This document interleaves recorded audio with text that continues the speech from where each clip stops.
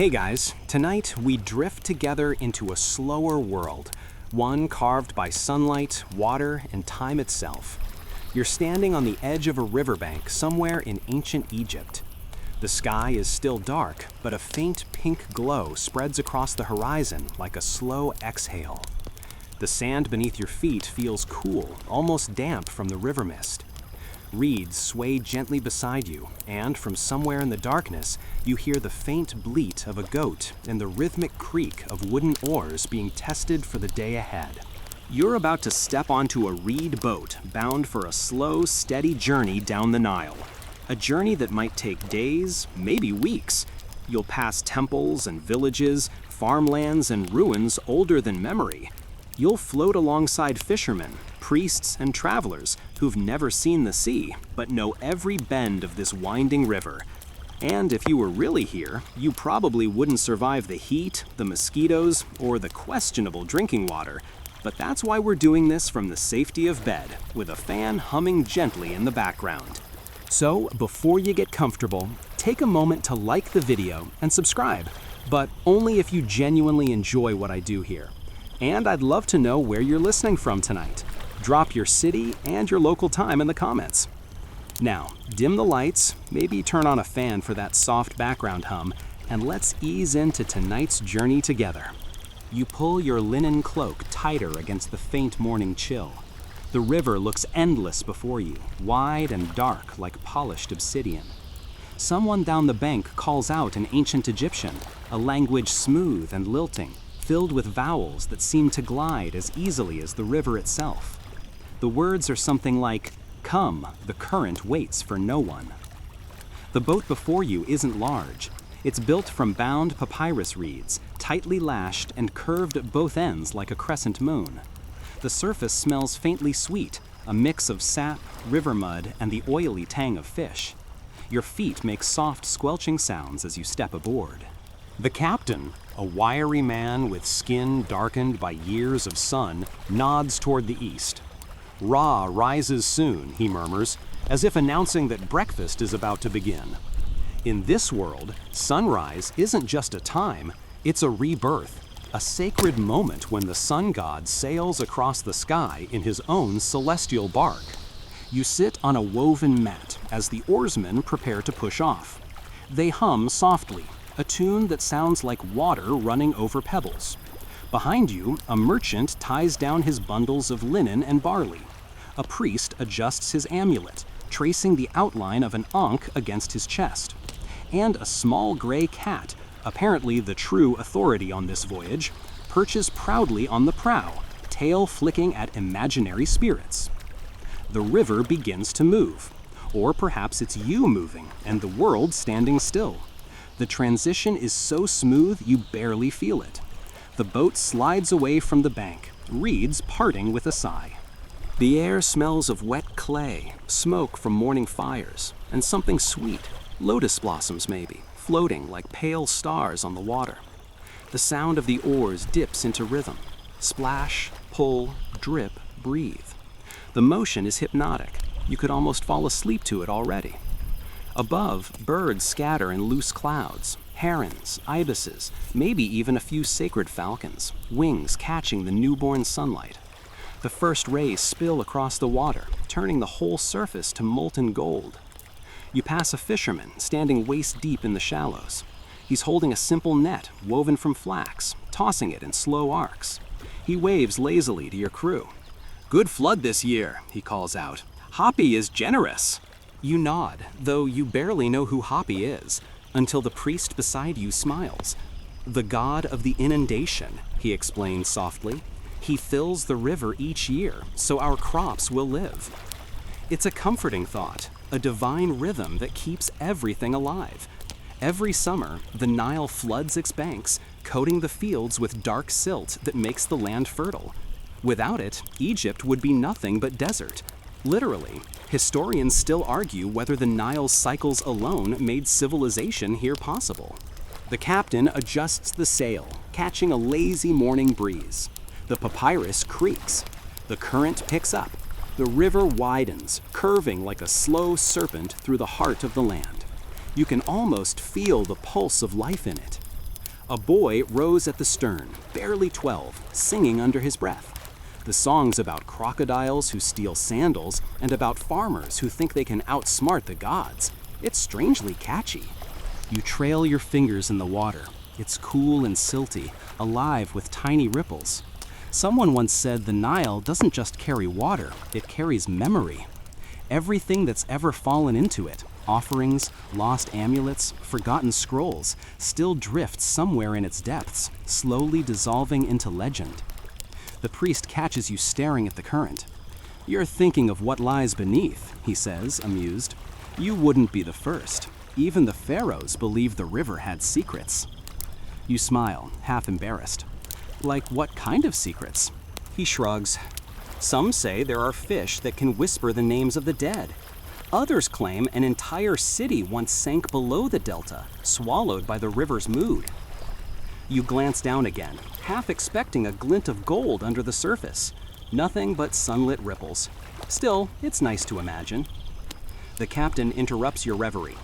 "We'll follow the main current until we reach Thebes," he says, though the name means something different in this time. Waset, the city of temples and kings. It will take days, maybe longer. He grins, revealing a missing tooth. But the Nile is patient. She never hurries. You lean back and let that patience wash over you. The slow pace feels deliberate, almost meditative.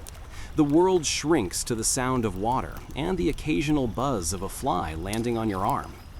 Across the river, a small shrine catches your eye. A whitewashed cube on a tiny island, smoke curling from its roof. Someone has left offerings, bread, dates, maybe a jug of beer. The priest murmurs that it's likely for Sobek, the crocodile god, guardian of the waters. He appreciates snacks, the priest says dryly. You chuckle. So do I. He raises an eyebrow. Then perhaps you and Sobek have much in common. As the morning warms, the scent of lotus thickens in the air. You take a deep breath, the fragrance mixing with the earthy sweetness of mud and distant grain. The rhythm of rowing slows, the crew taking a break. A breeze stirs the reeds on the shore, whispering secrets in a language you almost recognize. It's peaceful, almost too peaceful, the kind of calm that makes you aware of your own heartbeat. You close your eyes and just listen. The hum of insects, the lazy lap of water against the boat, the faint crackle of the sail. For a fleeting moment, you could believe you're floating through time itself, because in a way, you are. Egyptians saw the Nile as more than a river. It was the axis of existence, dividing life and death east and west. The sun rose on one side, where the living dwelled, and set on the other, where tombs and afterlives awaited. To sail the Nile was to move through that cycle. Birth, life, rest, rebirth, over and over again. The boy at the stern yawns loudly, and the cat stretches beside him, tail curling. The day has only just begun, and already the heat shimmers like invisible silk. You tilt your head back, squinting at the sun now fully risen, a golden disk reflected twice, once in the sky and once below, as if heaven and earth mirror each other perfectly. The captain hums an old tune as he steers. Somewhere upriver, someone shouts a greeting, and a second boat appears around the bend, its sail a brilliant red. For a moment, you imagine how countless such boats must have traveled this river through the centuries, carrying goods, gods, gossip, and dreams, each one leaving invisible ripples that never quite fade. The cat leaps down beside you, curls into a tight spiral, and begins to purr. The sound merges with the water's hush, a soft vibration that feels almost hypnotic. You smile. Maybe this is what peace really is, just movement without hurry, existence without urgency.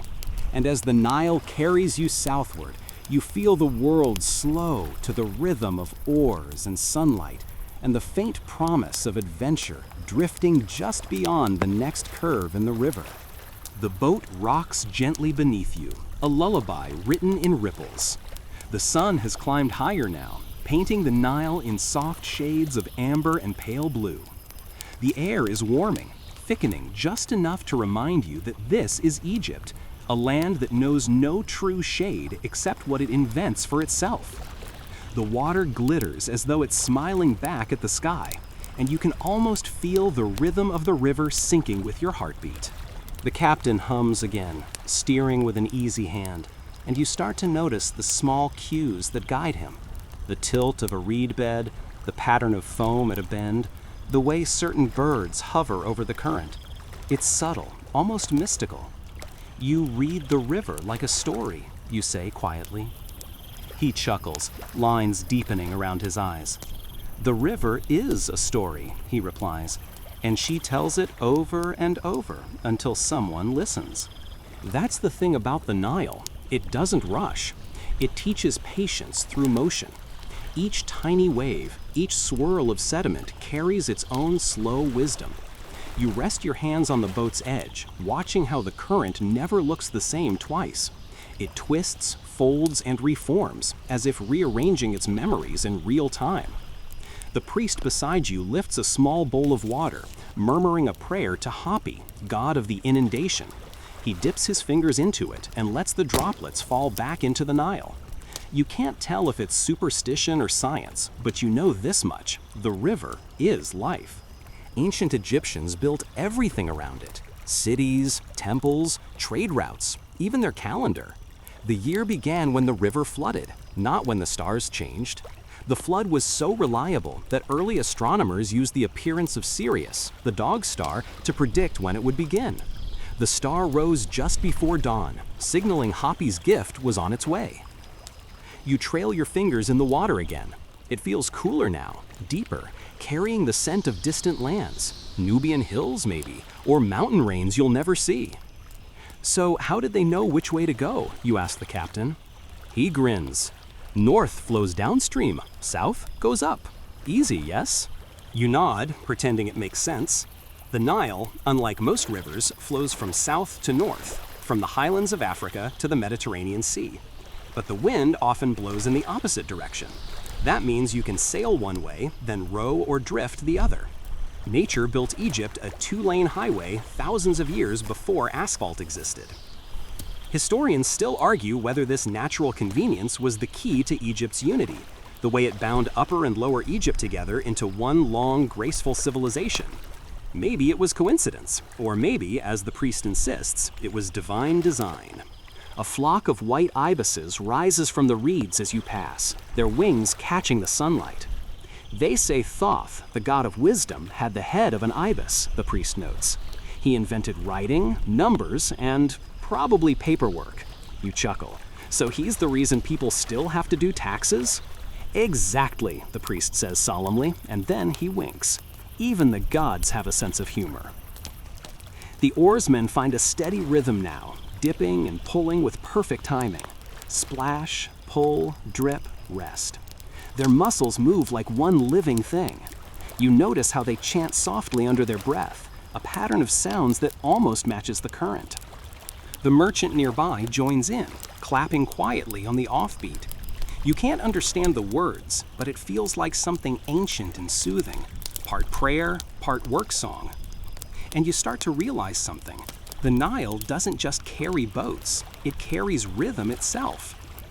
Everyday life moves to this current. The farmers, the traders, the priests, even the animals seem to know its tempo. You watch a pair of oxen drinking at the bank, tails swishing lazily in sync with the water's movement. A heron stalks a fish with deliberate, measured steps. Nothing rushes, nothing resists. The sun sits high now, and the heat begins to press down like a heavy blanket. You pull your linen hood forward, but the warmth seeps in anyway, gentle but unrelenting. The captain calls for a rest. The oars stop, and the sudden silence feels enormous. The river, freed from the rhythm of rowing, makes its own music. Soft lapping against the hull, tiny bubbles popping near the reeds, a low hum that might just be your imagination. You realize that sound is one of the Nile's languages too, always speaking, never shouting. The priest fans himself lazily with a strip of palm leaf. "The river teaches balance," he murmurs. "It gives, but it also takes." You raise an eyebrow. Like what? He points toward a collapsed stretch of riverbank where dark soil has slid into the water. Every year, someone loses a bit of land. Hapi giveth, and Hapi taketh away. You think about that. The flood nourishes crops, but also swallows homes. It blesses and threatens in equal measure. Maybe that's why Egyptians respected it so much. They knew they were guests here, not owners. The merchant laughs softly. Once, my cousin built his grain store too close to the river. He said, Hapi won't touch a man's hard work. The next week, the river disagreed. You smile. So, lesson learned? Oh no, he replies. He rebuilt it even closer, said it was just bad luck. Then the crocodiles came. Human stubbornness, he says, is older than the pyramids. You all laugh, and for a moment the boat feels like home, a floating slice of humor and heat drifting between time and myth. The wind picks up again, a gentle gust that flutters the papyrus sail.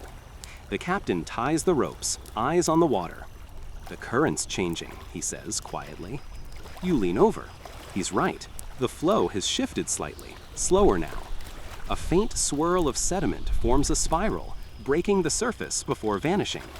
The captain grins, satisfied. She's in a good mood today. It takes you a second to realize he's talking about the river again. To him, the Nile isn't a thing. It's a she, a personality, a goddess of moods and murmurs. You find that oddly comforting. There's something deeply human about giving nature a face, a feeling, a name. You rest your head against the side of the boat and close your eyes for a moment. The motion is steady, hypnotic. The sounds blur together. Oars, water, breath, birds. You could almost drift off right here, rocked to sleep by a 4,000-year-old rhythm. When you open your eyes again, the horizon has shifted. A small cluster of huts appears ahead on the bank, smoke curling from their roofs. Children splash in the shallows, chasing after a floating gourd. Women kneel beside them, washing linen, chatting over the soft splash of water. You realize this is how people have lived for millennia, right here, on this river's edge. The scene feels timeless, like a memory carved into the world. One of the oarsmen waves to a boy on shore. The boy waves back with a grin full of missing teeth. The connection is simple, human, unchanging, the kind of moment that exists outside of history books. The priest follows your gaze. They say the Nile is the same river today as it was in the beginning, he says. But that's not true. The water changes every moment. Only the path remains. You nod slowly. Maybe that's true of people too.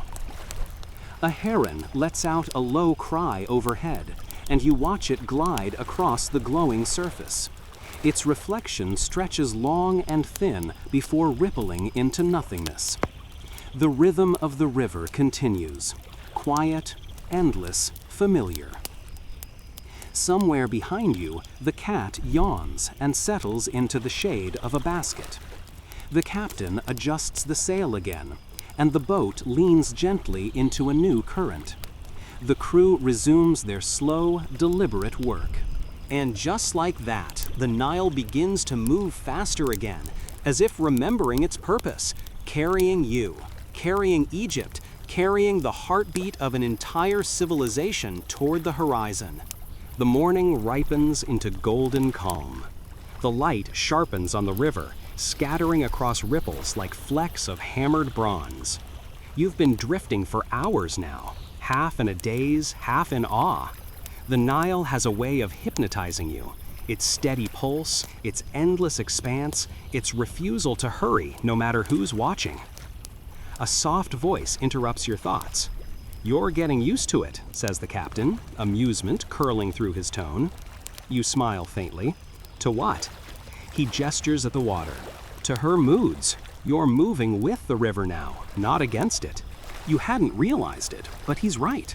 The first few hours felt awkward, your body constantly adjusting to the boat's rhythm. Now it's second nature, like breathing. The boat sways and you sway with it. The world tilts and you lean just so.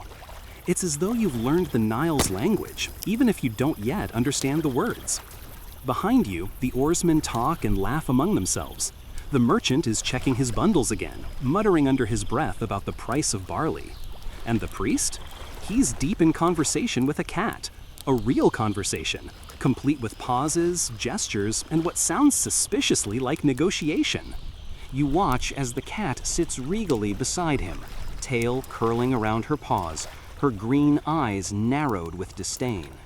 He's offering her a small scrap of fish, as if pleading. She flicks her tail and looks away. The priest sighs, defeated. Her name's Bastet, he explains, noticing your stare. Or so she insists. You laugh. You named her after the goddess of cats? He shakes his head solemnly. No, she named herself. I merely asked permission to travel with her.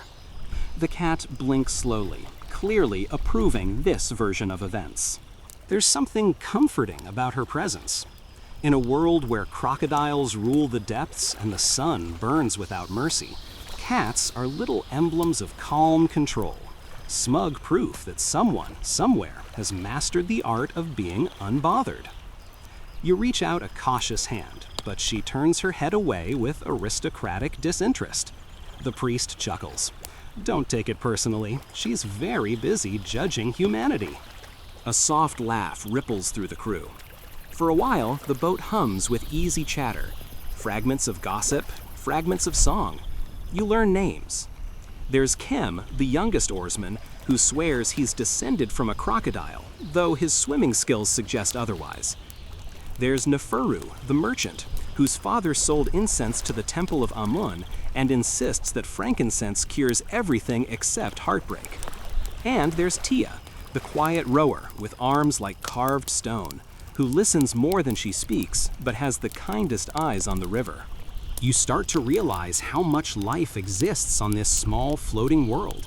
Every person here has a rhythm, a role, a story, a way of breathing that fits the Nile's pattern.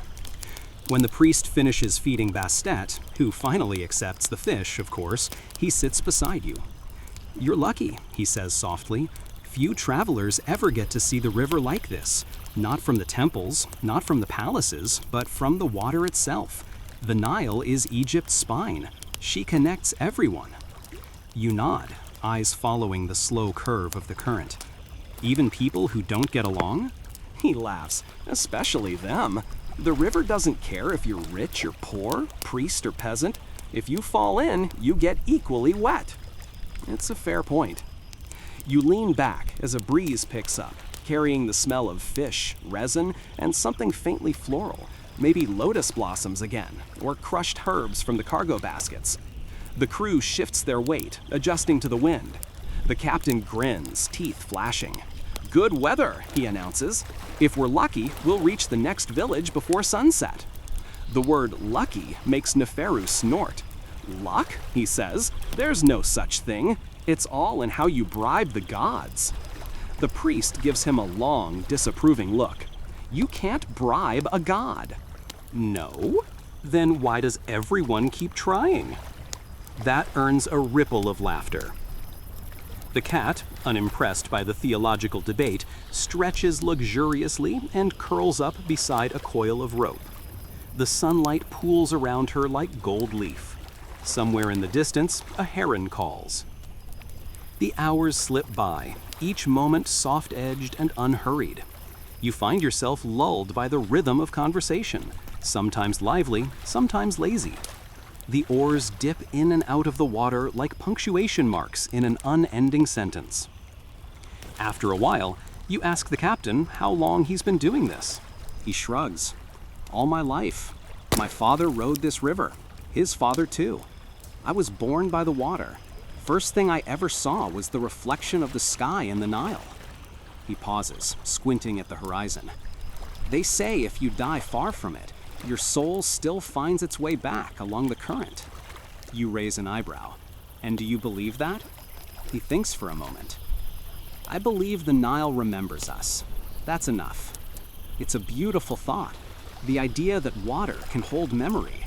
that the ripples we leave behind never really fade. A splash interrupts your reverie. You glance over the edge and catch sight of something just below the surface, a long, pale shadow gliding silently beneath the boat. Is that? Probably a crocodile, Kem says casually, as though pointing out a passing neighbor. They follow boats, hoping for fish scraps. You sit up straighter. And do they ever try anything? Sometimes, he admits, with a grin a little too wide, but mostly they just like to stare. Makes you wonder what they're thinking. The priest folds his arms. They're thinking about dinner. That earns another laugh, but you still find yourself leaning ever so slightly away from the edge. The cat, of course, sleeps through it all, utterly unconcerned. You envy her composure. By midday, the heat grows heavy, pressing down like a thick blanket. The oarsmen slow their rhythm. Even the birds seem to pause, their calls distant and rare. The air hums with cicadas. The captain orders the sail lowered halfway to let the wind pass more freely. You watch as Neferu unties a small clay jar and pours a few drops into the water. "What's that?" you ask. "Beer," he says with a grin. "A gift for the river spirits. Keeps them in good mood." Or keeps you from drinking it all yourself. Exactly, Neferu replies without shame. Historians still argue whether such little offerings, beer, flowers, bits of bread, were purely symbolic, or if people really believed the Nile had consciousness. But looking around now, watching the ripples sparkle and the reflections dance like living things, you start to think it wouldn't take much belief at all. The sun begins to soften again as afternoon leans toward evening. The shadows grow longer. The river's surface cools from gold to bronze. The cat wakes, stretches, and moves toward the bow as though inspecting the crew's work. The captain nods respectfully to her. "Our true navigator," he says. And maybe he's not wrong. Wherever she sits, the river seems to flow just a bit smoother. As dusk nears, the priest begins a quiet hymn, his voice low and melodic. It's not a grand temple chant, just a soft invocation, meant for travel and protection. The others hum along, their voices blending like layers of mist. You find yourself humming too, not because you know the words, but because something in it feels ancient and right. When the song fades, the only sound left is the water, gentle, ceaseless, alive. You look around at these people you barely knew this morning, now companions on a shared current. Each one of them bound to the river in their own way, each one content to let it decide the pace. The priest gathers his things, Bastet curling against his arm like a sleepy secret. "Tomorrow," he murmurs, "you'll see how the villages cling to the riverbanks, like children who refuse to let go of their mother's robe." You smile faintly, the image vivid in your mind. The Nile cradles a whole civilization, and tonight it cradles you too. The water hums beneath you, whispering its ancient rhythm, and as the stars begin to bloom above, you can't tell where the sky ends and the river begins. The next morning rises soft and slow, like a breath you didn't realize you were holding. You wake to the gentle rocking of the boat, the faint rustle of the sail, and the smell of damp earth. The sun hasn't yet burned the mist off the water, so everything looks faintly ghostly. The riverbanks, the palms, even the faces of your crewmates as they move in quiet silhouettes. You sit up, rubbing sleep from your eyes, and find the cat staring directly at you from the bow. She blinks once, as if to say, "You've slept enough, there's a civilization to observe." The crew is already at work. The oars dip into the morning river with practiced rhythm, the sound as steady as a heartbeat. The priest hums softly under his breath, a melody that seems half prayer, half morning routine. The merchant Neferu is tying up a few baskets that rattled loose in the night. The air smells faintly of grain and something freshly baked, and that's when you notice the thin columns of smoke rising from the shore ahead. "Villages," the captain says, following your gaze, "the lifeblood of the Nile." You lean forward, peering through the morning haze as the scene sharpens into view. Clusters of mud brick houses crouch close to the river's edge, painted in earthy tones that match the soil itself. Chickens dart between the walls. Palm trees sway above the rooftops. And everywhere, people are already awake, as if the entire world here rises and rests with the rhythm of the river. Your boat drifts closer. You can hear voices now, laughter, conversation, the occasional scolding tone of a mother trying to wrangle a child into doing something he clearly doesn't want to do.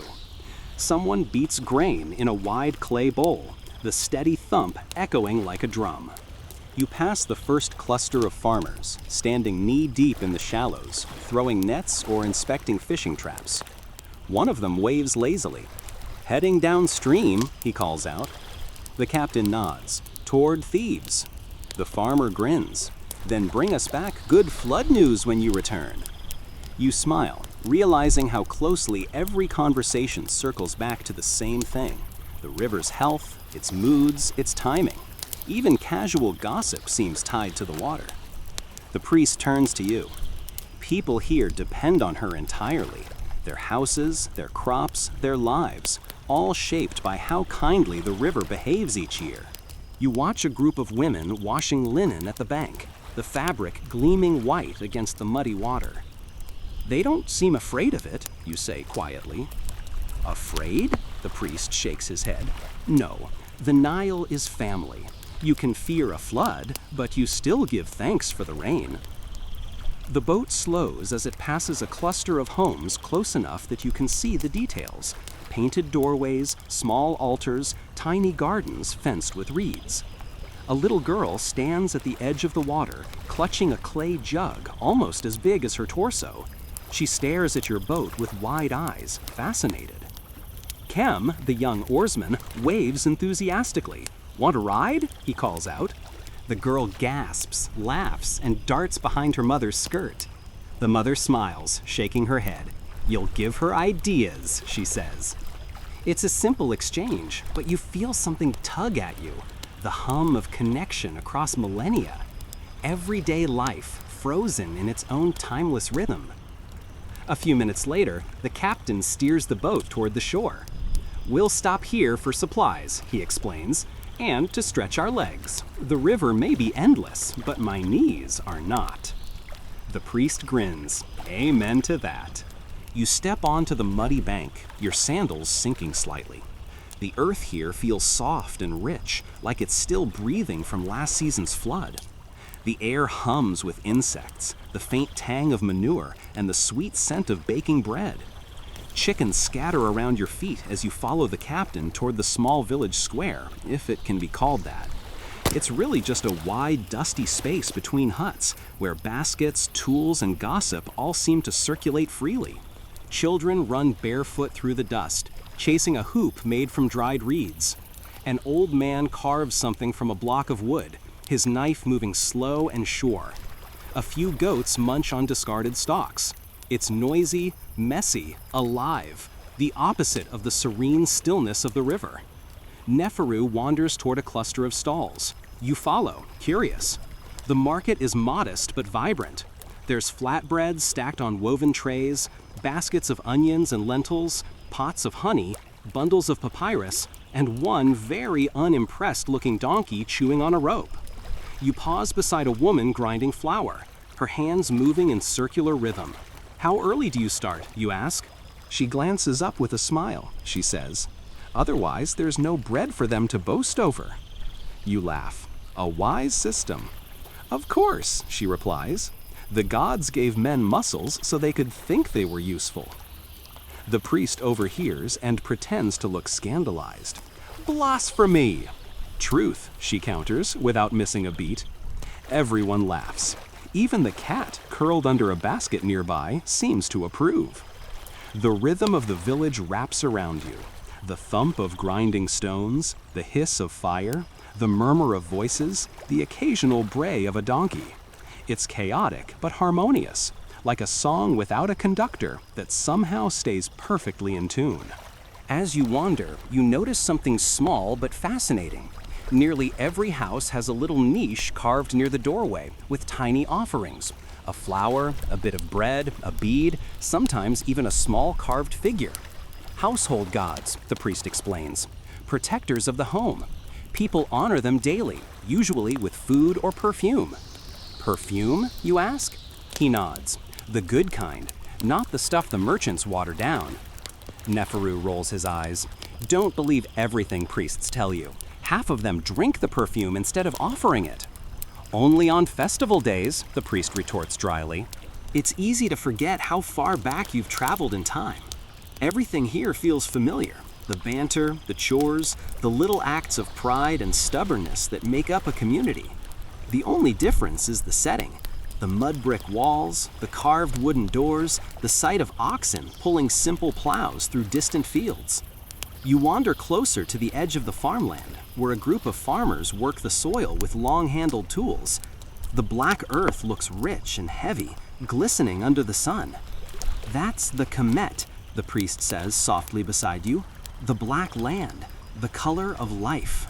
Historians still argue whether that's where the name Kemet, Egypt, came from, he adds. Some say it means the black land. Others think it refers to the people who lived here. No one knows for sure. You watch as the farmers move in steady rhythm, their bodies swaying in time with the river's pulse. Even labor here seems woven into the same tempo, unhurried but purposeful. The captain calls out, 10 minutes, then we move. You make your way back through the market, passing the same woman from before. She hands you a small piece of warm flatbread, still steaming. For the road, she says. You take a bite as you walk. It's chewy, smoky, faintly sour, the flavor of thousands of breakfasts long forgotten. When you reach the boat, the crew is already loading up a few baskets of onions and grain. The cat hops aboard first, of course, settling immediately into her preferred sunny spot. You step back onto the deck, and the captain pushes off with a practiced shove. The boat drifts free again, the village slowly shrinking behind you until it becomes just another cluster of shapes on the endless brown and green horizon. You watch the people waving from shore, children jumping up and down, a woman holding her baby toward the sky as if to show it to the river. It's strangely moving, this quiet farewell from strangers who will never know your name. The priest speaks softly. They believe the river carries words as well as water. Every farewell is heard somewhere downstream. You glance back once more. Maybe he's right. Maybe the Nile keeps every goodbye, every song, every whispered prayer in its deep, silty memory. The wind rises slightly, filling the sail again. The cat yawns, the crew resumes their rhythm, and the Nile continues its eternal work, carrying life, laughter, and dreams from one shore to another, one day at a time. By mid-morning, the sun climbs higher, sharp and golden, painting the river in shifting ripples of light. The air warms, and you feel the familiar heaviness of the Nile's humidity settle against your skin. The crew has grown quiet, not out of fatigue, but because everyone seems to know that the next stretch of river deserves reverence. Ahead lies something both ordinary and extraordinary. The great temple rising above the floodplain, half hidden in glare and dust, a monument that seems to hold its breath between worlds. You shade your eyes and squint. At first, it looks like a mirage, a shape too geometric to be natural, too still to be alive. But as your boat draws closer, the form resolves into a broad staircase of carved stone. Massive columns rise behind it, each one decorated with faint traces of painted lotus blossoms and falcons, faded but proud. The captain slows the vessel. The Temple of Khnum, he murmurs, guardian of the Nile's source. The priest stands, adjusting his robes, visibly awed. It is said Khnum shaped humanity on his potter's wheel, fashioning men and women from river clay. He grins. So, if you feel a little muddy after swimming, perhaps you're just close to your origins. You can't help but smile at that. It's an oddly comforting idea to be built from the very river you travel on. The boat noses toward the dock, and you step out, blinking in the heat. The stones are warm beneath your sandals, and a faint smell of incense lingers in the air. A group of local priests in white linen stands at the base of the stairs, their heads shaved, their arms gleaming with oil. They don't seem surprised by visitors. Travelers pass this way often. Merchants, scribes, priests, even curious wanderers like you. One of them approaches, bowing slightly. "Welcome, friends. The god watches over those who journey by his waters." The captain bows in return. We offer respect and simple thanks before continuing downstream. The priest gestures upward. Then follow me. The god's wheel never stops turning. You climb the wide staircase, feeling your legs protest after days on the boat. The walls around you are carved with reliefs. Khnum seated at his wheel, shaping tiny figures from clay, handing them to the goddess Hecate, the frog-headed midwife of creation. You trace the edges of the carving with your fingertips. The grooves are deep, the craftsmanship astonishing. These images have endured thousands of floods, sandstorms, and centuries of wandering goats, and yet the story still hums with life. Historians still argue whether Khnum's temples were built to bless the actual spring source of the Nile, the guide says as you walk. Some say it was symbolic, a prayer for the river's renewal, not its origin. Others insist priests here guarded secret canals, once thought to reach the hidden headwaters. No one knows for certain. The main hall opens before you, cool and shadowy. Columns rise like a stone forest, their tops blooming into papyrus and lotus capitals. Shafts of sunlight pour through narrow windows, catching motes of dust that drift lazily, like tiny worlds in orbit. The air smells of resin, stone, and faintly of old beeswax. The chanting begins low, then swells, deep voices echoing from somewhere unseen. It's hypnotic, rhythmic, strangely mathematical. You feel the vibrations through your chest before you even hear the words clearly. The priest from your crew closes his eyes, murmuring softly with them. You don't know the language, but the emotion is universal, awe wrapped in quiet gratitude. At the far end, an altar gleams with offerings, baskets of grain, folded cloth, small alabaster jars of scented oil. You notice a jug half filled with water, rippling gently as if the god himself stirs it from beneath. The temple attendant leans toward you and whispers, "The water is drawn directly from the Nile each morning. It is never still. They say Khnum breathes through it." You could almost believe that. The air feels charged, not frighteningly so, just alive, aware. As you move through the temple's side chambers, you notice the walls covered in hieroglyphic records. Lists of flood levels, harvests, and prayers for balance. One carving catches your attention. A scribe carefully measuring water depth with a long pole. Nilometer, the priest explains softly, an ancient gauge to predict the floods. Farmers waited for its markings before planting. He smiles faintly. Of course, sometimes it lied, or the priests did, hard to say which. So even divine accounting can be creative. Especially divine accounting, he replies. In a small side room, you find something more unexpected, a collection of broken pottery, stacked neatly.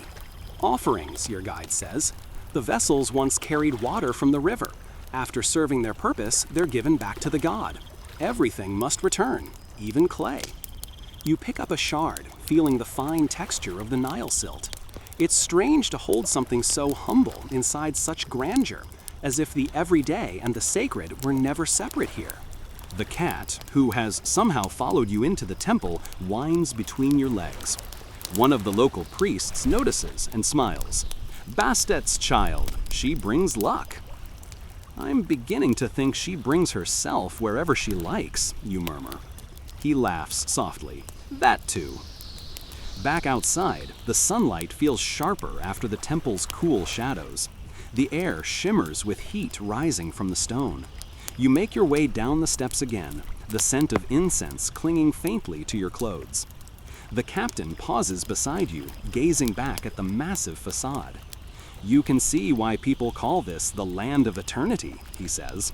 Even our gods look carved to last forever. Do you believe they still listen, you ask? He considers this. Maybe not as we do, but the river listens. That's enough. Back on the boat, the crew pushes off, and soon the temple begins to fade into the distance. From this angle, it almost merges with the cliffs behind it, as if nature itself wanted to hide the boundary between human devotion and the divine landscape. The river widens here, moving slower. Patches of papyrus line the banks, tall and whispering. You can see fishermen in reed canoes nearby, their silhouettes elegant against the glare. Every movement is slow and graceful, like choreography refined over centuries. The priest breaks the silence. Did you know, he says, that papyrus once grew so thick along this stretch that people called it the river's beard? Neferu snorts. If that's true, the river could use a trim. You grin. Imagine being the barber assigned to that. The priest raises an eyebrow. There's a god for that somewhere, I'm sure. The laughter fades into a companionable quiet. You watch as a pair of ibises take flight, their long necks outstretched, wings catching the sunlight in flashes of white. Somewhere behind you, the temple bells sound again, faint, echoing across water and wind. You think about how much of Egypt's history has drifted along this same path. Kings, pilgrims, farmers, lovers. The river has seen it all and forgotten nothing. It has carried offerings, silt, rumors, and dreams. It has given and taken lives with the same indifference as the tide. Historians still argue whether Khnum's cult was the first to honor the river as divine, the priest muses quietly beside you. But to me, it doesn't matter who thought of it first. Every ripple of this water feels sacred. You look down at your reflection. The sunlight bends it, makes you shimmer and distort, like you're being shaped anew, just as Khnum might have done long ago on his wheel. The cat stretches, yawns, and curls back into sleep. The oars dip. The sail sighs. The air thickens with the slow heat of midday. And as your boat drifts onward, the temple behind you becomes a memory, one more mark in the endless scroll of the Nile, written not in ink or stone, but in shimmering light and silence. By midday, the Nile glows like molten bronze. The sunlight bounces off the rippling water in dazzling, hypnotic patterns, and for a moment you understand why so many poets compared it to liquid gold. The heat is dense now, not sharp, but heavy, wrapping itself around you like a damp linen blanket you can't quite shake off. The crew grows quieter, conserving energy. Even the cat abandons her sunny perch, slipping into the shade beneath a coiled rope. The air smells faintly of pitch and river plants. Somewhere behind you, the Temple of Khnum is only a pale blur against the horizon, a reminder of how easily monuments fade once distance takes over. Lunch, Neferu announces, his voice half a yawn. He opens a woven basket and passes around strips of dried fish, dates, and small round loaves of barley bread. You take one of each. The bread is dense, gritty, and faintly sour. Not bad, just humble. It tastes like work, you joke. The priest chuckles. Bread always does. The captain adds, especially when you're not the one baking it. You all eat slowly, shaded by the sail. The only sounds are the soft slap of oars and the rhythmic creak of the wooden hull. For a moment, the world feels suspended. No rush, no destination, just the eternal now of the Nile. When the meal is done, the priest retrieves a small clay pot and dips his fingers inside. Here, he says, handing it to you, protection from the sun. You peer inside. It's a thick cream, the color of sand. What's in it? He grins. Crocodile dung and natron. You freeze. I'm sorry, what? It's traditional, he insists, trying not to laugh. The ancients used it as sunscreen. Works surprisingly well, unless you think too hard about it. You hand it back. I'll take my chances with the sun, thanks. Suit yourself, he shrugs. dabbing some on his forehead. Historians still argue whether it was more for protection or ritual purification. I say both. The gods appreciate multitasking. The captain snorts. Or maybe people just liked smelling unique. The conversation drifts, like the river itself. You watch the shoreline, distant fields stretching into golden haze, dotted with the occasional palm or mud brick hut. In some places, the banks rise sharply, revealing dark soil layered like cake. Each stratum tells a story, flood after flood, season after season, thousands of years of life stacked quietly on top of itself. You ask, do people ever dig into that? Sometimes, says Neferu, farmers mostly, they find old pots, bones, charms. Some keep them, some toss them back. Best not to hold on too tightly to the past. It has a way of clinging. The priest nods solemnly. The Nile doesn't bury, it remembers. You let your gaze wander again, and soon you spot a cluster of small barges ahead, low and wide, with bundles piled high on their decks. Merchants, the captain mutters. From the Fayum, I'd guess. The two boats meet midstream, and voices call across the water. The other crew is boisterous, laughing, eager to barter even mid-journey. They toss a few dried figs across, and Neferu throws them a jar of honey in return. Deals sealed by gravity. One of the strangers shouts, "Heading to Thebes?" The captain nods. "Then take care at Gebelane," the man warns. "Sandbanks are shifting again." "Always are," the captain replies with a wave. You glance at the water nervously. Sandbanks? Just the river's way of keeping us humble, the captain says. Sometimes she moves the ground beneath us, keeps the journey interesting. As if on cue, the boat shudders lightly as it brushes a shallow patch. The sound is low, almost like a sigh.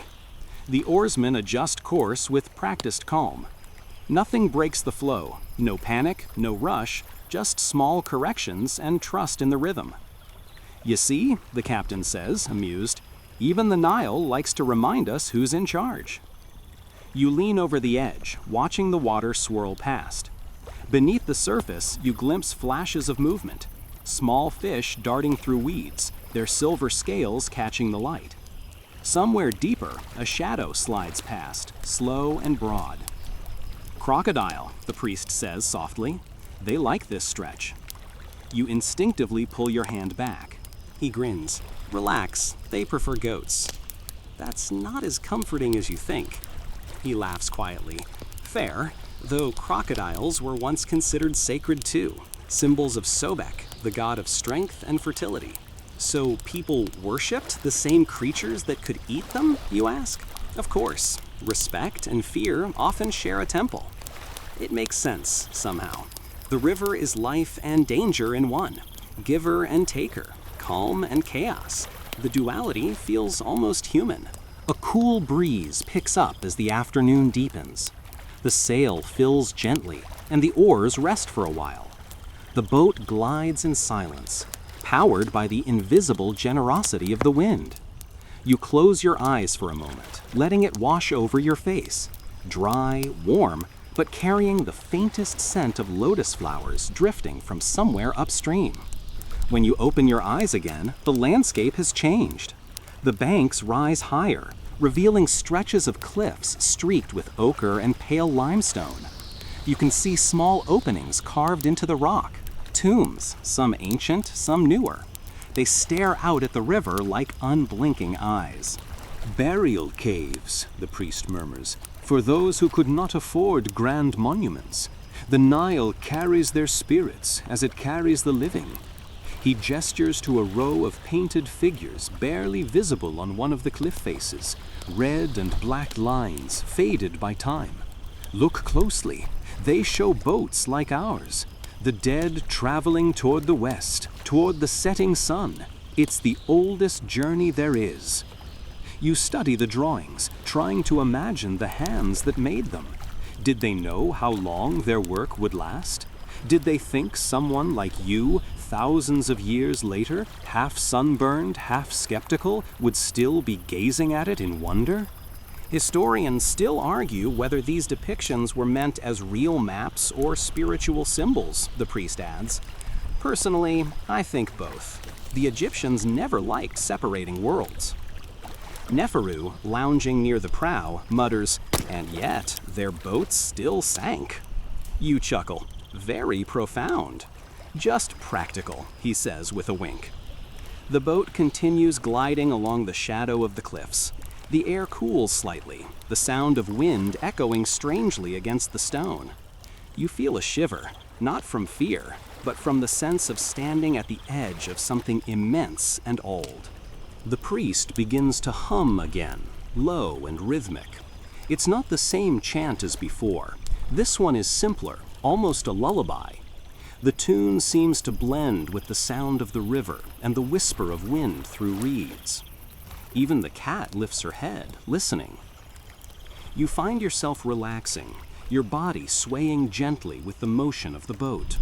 The world feels distant and near all at once. Every ripple, every breath, perfectly synchronized. The captain finally speaks, breaking the long silence. "We'll anchor near Gebelin tonight," he says. "Safe ground and good water. They say the stars there are brighter than anywhere else on the river." The priest smiles. "Of course they are. Every priest says that about their favorite spot." "Jealousy doesn't become you," the captain retorts. You can't help but laugh. Even after hours of heat and silence, the humor on this boat refuses to die. As the sun dips lower, the river softens to amber. The cliffs turn copper, then rose, then deep violet. The horizon melts into haze. Somewhere out there, the desert breathes, vast, indifferent, eternal. And still, your boat drifts steadily on, guided by an unseen current, carrying you deeper into the long memory of the Nile. The sun has slipped lower now, its fire dimming into a warm, honey-colored glow. The Nile softens under it, no longer blinding in gold, but mellow, a long ribbon of copper winding through the land. The wind drops to a gentle whisper, and you can almost hear the hush fall over the riverbanks, as if everything, even the reeds, is holding its breath for nightfall. The captain points ahead. "Gebelin," he says simply. You see it, the dark rise of cliffs glowing faintly orange in the fading light. At their base lie small clusters of homes, barely visible through the haze of cooking fires. Farther up, cut directly into the cliffside, you spot the mouths of ancient tombs, small, neat rectangles that seem to stare at you across centuries. The priest crosses his arms. "They call this place the Twins," he says. "Two hills rising side by side, like the shoulders of the gods." As your boat glides closer, the air changes. It's cooler here, with the faint smell of dust and stone, mixed with the scent of roasted onions drifting from the shore. The oarsmen slow their rhythm, and the captain steers toward a sandy bank where a few other boats are already moored. Fishermen, traders, travelers just like you. When you step ashore, your feet sink into the soft silt. The sand glows faintly pink in the dying light. You stretch your legs, grateful to be on steady ground again. Nearby, a few boys are herding goats, calling to them in rhythmic shouts.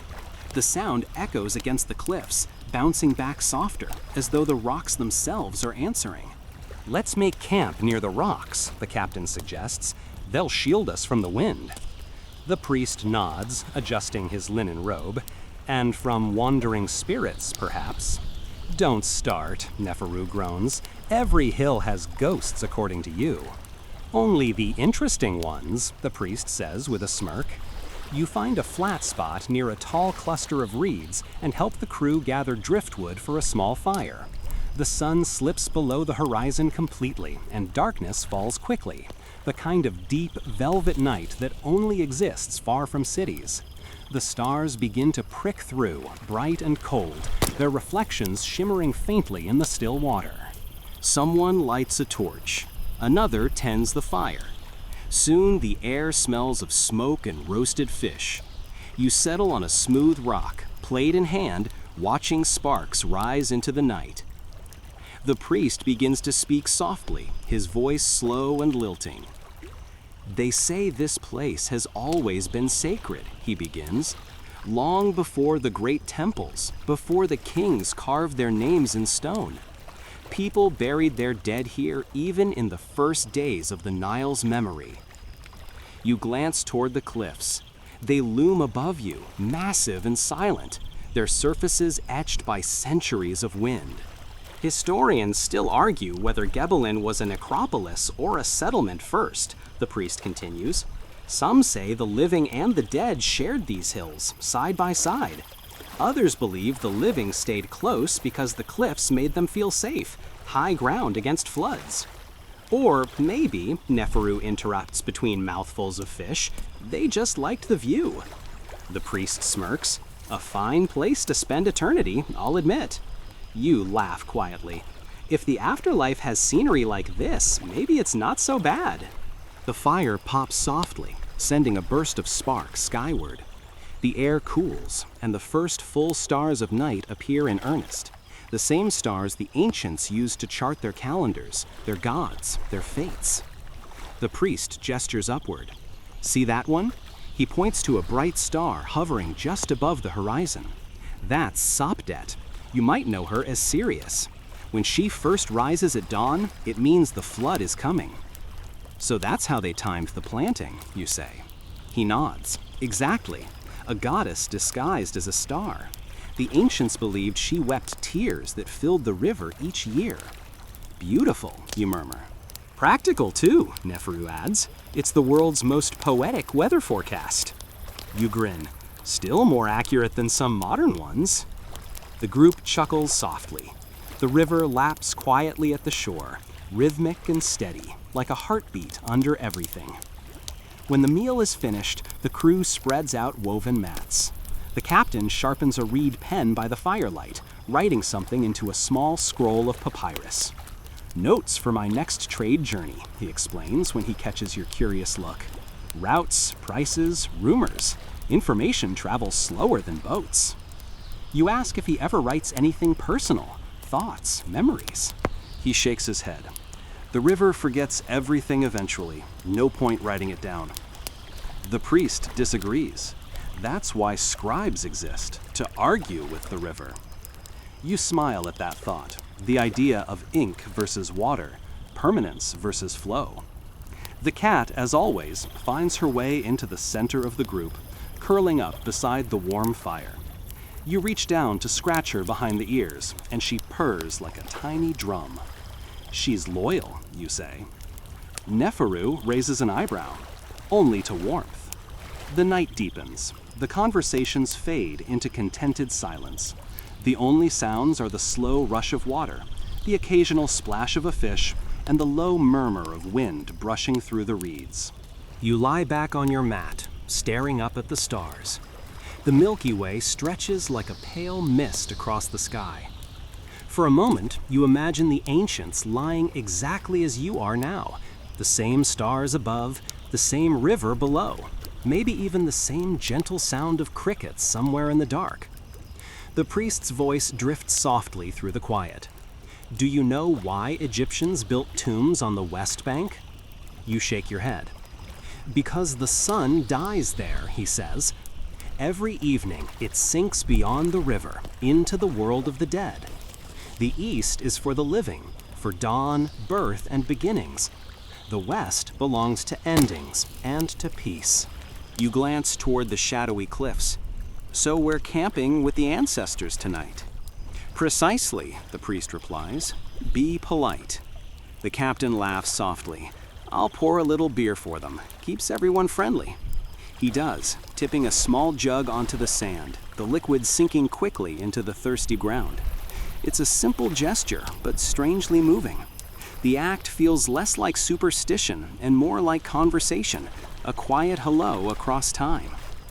Historians still argue whether these offerings were meant for literal spirits or as symbolic blessings, the priest says. I like to think they were both. The ancient Egyptians never saw death as absence, just relocation. You feel that thought settle deep inside you as you listen to the night. Somewhere far off, a jackal howls, a single haunting note that echoes across the cliffs. The priest glances toward the sound. "Anubis walks tonight," he murmurs, half smiling, "guardian of the west." You turn toward the river. Its surface mirrors the sky so perfectly that it's hard to tell where one ends and the other begins. The stars shimmer in both directions, above and below. It's as if you're floating in the middle of eternity. The priest's voice fades softer still. "When you lie here long enough, you start to hear it, the whisper of the river speaking to the stars. Maybe it's just the wind. Maybe it's something older." You close your eyes. The air is cool, the fire crackles, and your body rocks gently with the memory of the boat's motion. For a moment, it feels like the world is rocking you to sleep. The last thing you hear before drifting off is the captain muttering, half to himself, half to the darkness, "Tomorrow we follow the gods downstream again." And with that, the night takes you, the sound of the Nile steady and kind, a lullaby that's been singing itself for thousands of years. Morning arrives softly. The first light of dawn spreads like milk over the cliffs of Gebeline, turning the stone pale and pearly. The sky is quiet, washed in shades of lavender and soft gold. Somewhere nearby, a bird gives a low, sleepy call, the sound echoing faintly off the rock faces. The Nile is calm again, smooth as glass. You wake to the gentle hum of the world, the creak of ropes, the murmur of voices, the rustle of linen in the breeze. The crew is already stirring. The fire from last night has burned down to faint embers, and the air still carries the ghost of smoke and roasted fish. The priest sits cross-legged by the riverbank, tracing something in the wet sand with his finger, lines that look like hieroglyphs, though they're washed away almost immediately by the water. When he notices you, he smiles faintly. "Just a prayer," he says, "for safe passage." The captain is checking the boat's ropes and hull. "We'll sail again soon," he calls. "The current is gentle this morning. Perfect time to move." Neferu is still half asleep, sitting under the shade of a rock, munching on a date. The cat sits beside him, tail flicking lazily. "I dreamed of the river," he says, yawning. "It spoke." You raise an eyebrow. "What did it say?" "Nothing useful," he mutters, "just sang." The priest chuckles softly. "Then you're blessed. The Nile sings only to those it favors." You help pack the mats, the food jars, and the papyrus bundles back onto the boat. The process feels smooth and practiced, each movement unhurried, rhythmic, like part of the same slow dance the river performs. Before long, you're drifting away from Gebelin, the cliffs receding into the pale mist. The tombs carved into their face grow smaller, until they look like tiny doorways leading into the heart of the mountain. The sun climbs slowly. The warmth touches your shoulders, gentle but growing stronger by the minute. You feel it soaking into your skin, into the deck beneath your feet, into the reeds that brush softly against the hull as the boat glides past. Today, the journey feels quieter. The crew is calm, moving in harmony with the river's flow. There's less talking, just the creak of wood, the splash of oars, and the occasional call of a bird overhead. The priest breaks the silence first. "Tell me," he says, "have you noticed how the river changes every few miles?" You nod. The banks look different. "Exactly," he says. "The Nile is like a library. Every curve holds a new chapter. The rocks, the trees, the people, even the way the air smells, it all tells you where you are in the story." The captain adds, "And you can tell time by it too. The river speaks of seasons. When the water is high, it hums deeper. When it's low, it whispers." The priest smiles. He's a poet when he forgets he's a captain. Neferu laughs, or a captain when he forgets he's poor. The cat yawns in agreement. The day stretches ahead, long and lazy. You pass groves of palm trees shimmering in the heat, their shadows dancing across the water. Occasionally, you glimpse farmers along the shore, men with sun-darkened skin, guiding oxen through flooded fields, their plows carving elegant furrows into the muddy ground. See there, the priest points, that's how the world survives, by the patience of hands like those. You watch one of the farmers straighten up and wave toward the boat. You wave back. His children, small and barefoot, laugh and chase each other through the shallows. For a moment, the scene feels timeless, a rhythm older than any empire. Those fields, the priest says softly, once belonged to temples. Every grain of barley was counted, measured, offered. Priests oversaw the harvest, scribes kept records, and the gods received their share. The Nile was never just a river.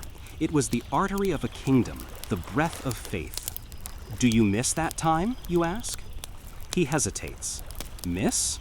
The old days, you clarify, when the temples ruled, when the gods were everywhere. He smiles faintly, watching the water. The gods are still everywhere, only the names have changed. You let the words sink in, feeling their calm certainty.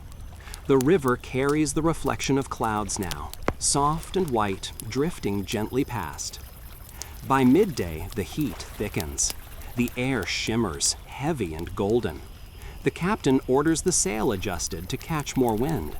The linen billows like a pale wing above you, snapping softly as it fills. The crew grows quiet again, conserving energy. Nefuru hums a low tune, something slow and rhythmic, a work song perhaps. You recognize no words, but the sound fits the moment perfectly, blending with the river's sigh. The priest joins in softly, his deeper voice weaving through Nefuru's melody. Even the oarsmen hum along, their movements synchronizing with the music until the whole boat feels alive with sound, a vessel carried not just by water, but by song. The cat, unimpressed, curls up in the shade of a basket and sleeps. Hours pass this way, unmeasured, unhurried. You lose sense of time. The world narrows to the gentle rhythm of the boat, the warmth of the sun, the endless glide of the river. At last, the captain calls out, "Hermopolis ahead!" The name stirs a ripple of excitement through the group. Even the priest sits straighter. "City of the ibis," he says reverently, "home of Thoth, god of wisdom, of writing, of the moon." The shoreline ahead begins to change. Low buildings appear first, mud brick homes with flat roofs, smoke rising lazily from their chimneys. Then you see the tall outlines of temple walls, half hidden by palms. The sun gleams on their pale surfaces, lighting up faint traces of carvings. As the boat nears the docks, the noise grows. Merchants calling out, donkeys braying, children running along the bank shouting greetings. The scent of baked bread, honey, and fish fills the air. You step off onto solid ground, feeling the faint tremble of the earth under your feet after so long afloat. The street before you bustles with life. Traders from Nubia, priests in white linen, scribes carrying bundles of papyrus. The priest gestures toward the temple. "Come," he says, "let me show you something." The temple of Thoth rises like a poem in stone. Its walls are covered with rows of hieroglyphs, crisp and precise, each one a perfect mark of devotion. Inside, the air is cool and still. The light falls in narrow beams through slits in the ceiling, illuminating clouds of incense smoke that drift lazily through the hall. A statue of Thoth stands at the far end, the body of a man, the head of an ibis, eyes calm and intelligent. You stand before it in silence. The priest whispers, "He was the first scribe, the one who gave us writing. Every word you read, every name remembered, all trace back to him." You feel a quiet awe, not fear, but reverence. The air hums with age. The walls seem to breathe, to listen. You think of the countless people who have stood here before, whispering prayers, making offerings, asking for knowledge or forgiveness or peace. "Do you ever wonder," you say softly, "if he still listens?" The priest smiles gently. "Always, but not to words, to intention. The gods understand silence better than sound. Outside, the world is bright again. The city hums with life, markets, chatter, movement. The Nile glints like a mirror beyond the rooftops. The captain is waiting by the boat, arms crossed. "We'll stay the night here," he says. "The crew needs rest, and the cat has decided we're not moving." You laugh, watching the cat groom herself at the edge of the dock, clearly satisfied with the decision. As evening descends, you wander along the water's edge. The temple bells ring softly in the distance. Fishermen pull in their nets, children chase each other through the narrow alleys, and lamps begin to flicker to life one by one. The priest joins you, hands folded behind his back. "You've come far," he says quietly, "from Memphis to Gebelane to here. Do you feel the river's rhythm yet?" "I think so," you answer. "It's different than time. It doesn't pass, it circles." He nods approvingly. "Then you're beginning to understand. The Nile doesn't move forward, it moves through." As night falls, you return to the boat. The crew sits gathered on the deck again, sharing simple food, laughter, and the peace of another day safely ended. The moon rises slowly, pale, full, reflected perfectly in the dark surface of the river. The priest lifts his eyes to it. "Thoth's light," he murmurs, "the eye that never sleeps." You lean against the railing, watching the ripples catch the moonlight. The river looks alive, glowing softly, whispering stories to anyone patient enough to listen. You close your eyes. The world narrows to the cool air, the scent of water and smoke, and the gentle murmur of voices around you. And as the stars rise again over the ancient city of Hermopolis, you feel what the ancients must have felt, that the river is not simply water, but memory itself, flowing endlessly between the worlds of the living and the divine. Evening folds itself over the river like a soft linen shroud. The sun, still glowing faintly in the west, sinks into the horizon beyond the palms, and the sky deepens into copper, then violet, then ink. The Nile breathes quietly now, its wide surface rippling with the faintest golden lines of dying light. The air cools, finally lifting the heavy heat of the day. You feel the first hint of that blessed desert breeze brushing your arms, smelling faintly of sand and distant water lilies. Somewhere, a frog croaks, then another answers. The captain gives the order to moor for the night. The crew ties the boat to a cluster of tamarisk roots near a small patch of shore. You can see a scattering of palm trees ahead, their long fronds sighing in the wind. Neferu stretches, groaning. "Finally, my back feels like a limestone tablet." The priest chuckles softly. "Then perhaps you should pray to Thoth to inscribe better posture on you." The cat yawns loudly, which feels like an endorsement of neither side. You climb off the boat, stepping onto cool sand. It gives slightly under your feet, still warm from the day's sun. The crew begins unpacking supplies, woven baskets, clay jars of beer, bundles of reeds for a small fire. Someone hums quietly, a tune so soft it blends into the sound of the water. The priest joins you, his robe brushing the sand. "We'll feast tonight," he says. "A simple one, but the Nile will provide." As if on cue, one of the fishermen lifts a net from the water, droplets gleaming like jewels in the twilight. Inside, 2 fat tilapia flop lazily, unaware they are soon to become part of dinner. You help gather palm fronds and bits of driftwood for the fire. Sparks rise quickly when the flame catches, a little sun reborn on the shore. It throws warm light across the faces of the crew, glinting off bronze bangles, beads, and tired smiles.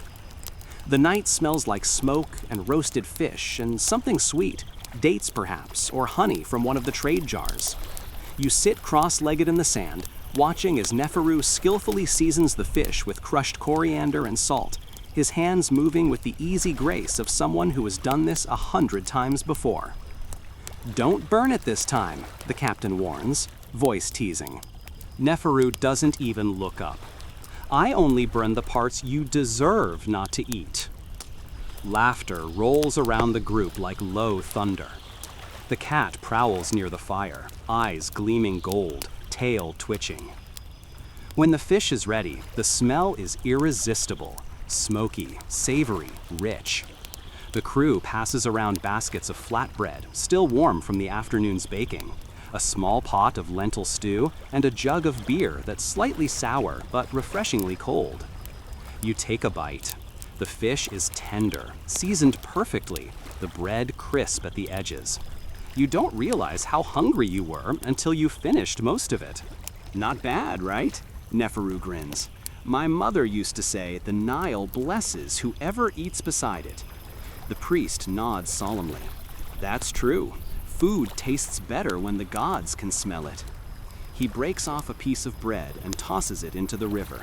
"For Hapi," he says softly, "for the river god who feeds us." You do the same, tossing a small piece into the current. It disappears quickly, swallowed by the ripples. The priest seems pleased. "The Nile isn't just a river," he says, watching the dark surface glimmer under the moonlight. "It's a living spirit. Without it, there is no Egypt, no life, no memory."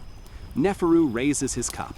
"To Hapi, then, and to whoever invented beer." The crew joins in with a quiet cheer, the sound mellow and warm. As the night deepens, the stars multiply, glittering like spilled sand across the sky. You lie back on your mat, feeling the soft grit beneath your palms, the pulse of the river beside you. The wind moves gently through the palm leaves, making them whisper like silk. The priest begins to hum something low and melodic. It sounds ancient, older than words, maybe older than temples, a lullaby to the river. "Is that a hymn?" you ask. "Yes," he replies softly, "to Hathor, goddess of joy and music. They say she was born from the western bank of the Nile, that her laughter made the lotus bloom." The tune wraps around the group like a warm blanket. A few of the crew join in, their voices low and wavering, carried easily on the breeze. Historians still argue, the priest adds between verses, whether these hymns were sung by workers or priests, or both. But I believe everyone sang to the river, no matter their rank. How could they not? It gave them everything. You nod, watching the flames dance in the gentle wind. The smell of the fire mixes with the sweetness of dates and the faint tang of beer. Someone passes you another cup, and you sip slowly, feeling the liquid's quiet burn spread through your chest. "Did you ever notice," Neferu says dreamily, "that the stars look brighter when you're full?" The captain smirks. "That's because your eyes are full of beer." Laughter again, soft, rolling, easy. You can feel the day's exhaustion melting away, replaced by a gentle calm that seeps through your limbs. You glance toward the Nile. Its dark surface shimmers with silver light from the moon. Every now and then, a fish breaks the surface with a faint plop. The ripples spread outward, circles of light disappearing slowly back into the vast black mirror. The priest gestures to the stars above. "You see Orion there?" You nod, 3 bright points in a neat row rising above the horizon. "Those," he says, "were sacred to Osiris, lord of the afterlife. The Egyptians believed his spirit sailed that path every night, from west to east, reborn with the dawn. And the Nile mirrored that journey on Earth." "So," Neferu murmurs, "we're sailing along the god's own reflection?" The priest smiles faintly. "Exactly. Every journey on this river is a small act of resurrection." You watch the stars shift slowly, their faint shimmer mirrored perfectly on the water's surface. It feels, suddenly, like you're suspended between 2 skies, one above, one below. The cat chooses that exact mystical moment to pounce on a stray beetle near the fire, ruining the silence. The crew bursts into laughter again, and the tension breaks, replaced by warm, earthy amusement. The priest wipes his eyes. Even the goddess Bastet approves of this night, it seems. Historians still argue, Neferu says between laughs, whether cats were divine or just freeloaders who got good PR. The priest raises an eyebrow. And yet, who sleeps in the temple's best spots? You grin.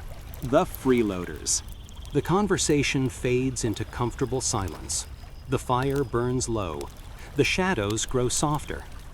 One by one, the crew settles into rest, some on the sand, some on the deck, all within reach of the river's quiet lullaby.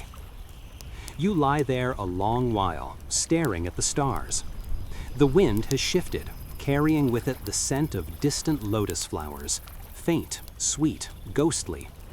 The air feels cool now, the kind of cool that touches the edges of dreams. You think of all the people who might have done this exact thing thousands of years ago. Farmers, traders, scribes, priests, all lying by the river, staring at the same stars, breathing the same air. The thought feels grounding, like you've been folded into something endless and kind. Somewhere, the priest's voice drifts out again, quieter this time, half mumbled through drowsiness. May the river guard you. May its waters remember your name. You barely catch the words before sleep begins to pull you under. The last thing you see is the cat curling up near your feet, eyes half open, tail flicking lazily. The fire flickers once, then twice, before finally sinking into glowing embers. The Nile hums softly beside you, a patient, eternal rhythm, as if it too is breathing you toward sleep. Morning creeps over the horizon in slow, tender waves of pink and gold, slipping gently across the river like a soft silk cloth. You wake to the faint murmur of water against the hull, the low call of a heron somewhere in the reeds, and the subtle rustle of linen as the crew begins to stretch and gather themselves. The cat, ever punctual in her own mysterious way, pads softly across the deck, her paws making no sound at all, and settles beside the priest, who murmurs something in her direction that sounds like a blessing, or perhaps a negotiation. You sit up, feeling the familiar ache in your muscles from yesterday's travel. The sun is still gentle, its warmth brushing your face rather than burning it. The captain has already begun adjusting the sail to catch the morning wind. The rhythmic flap of linen mixes with the soft splash of oars as the boat begins its slow glide downstream once again. The farther we go, the wider the river becomes, the priest observes, his voice low and calm, almost blending with the current. Each bend brings a new view, a new story. The Nile doesn't repeat itself, even if it seems the same. You lean against the railing, letting your fingers trail in the cool water.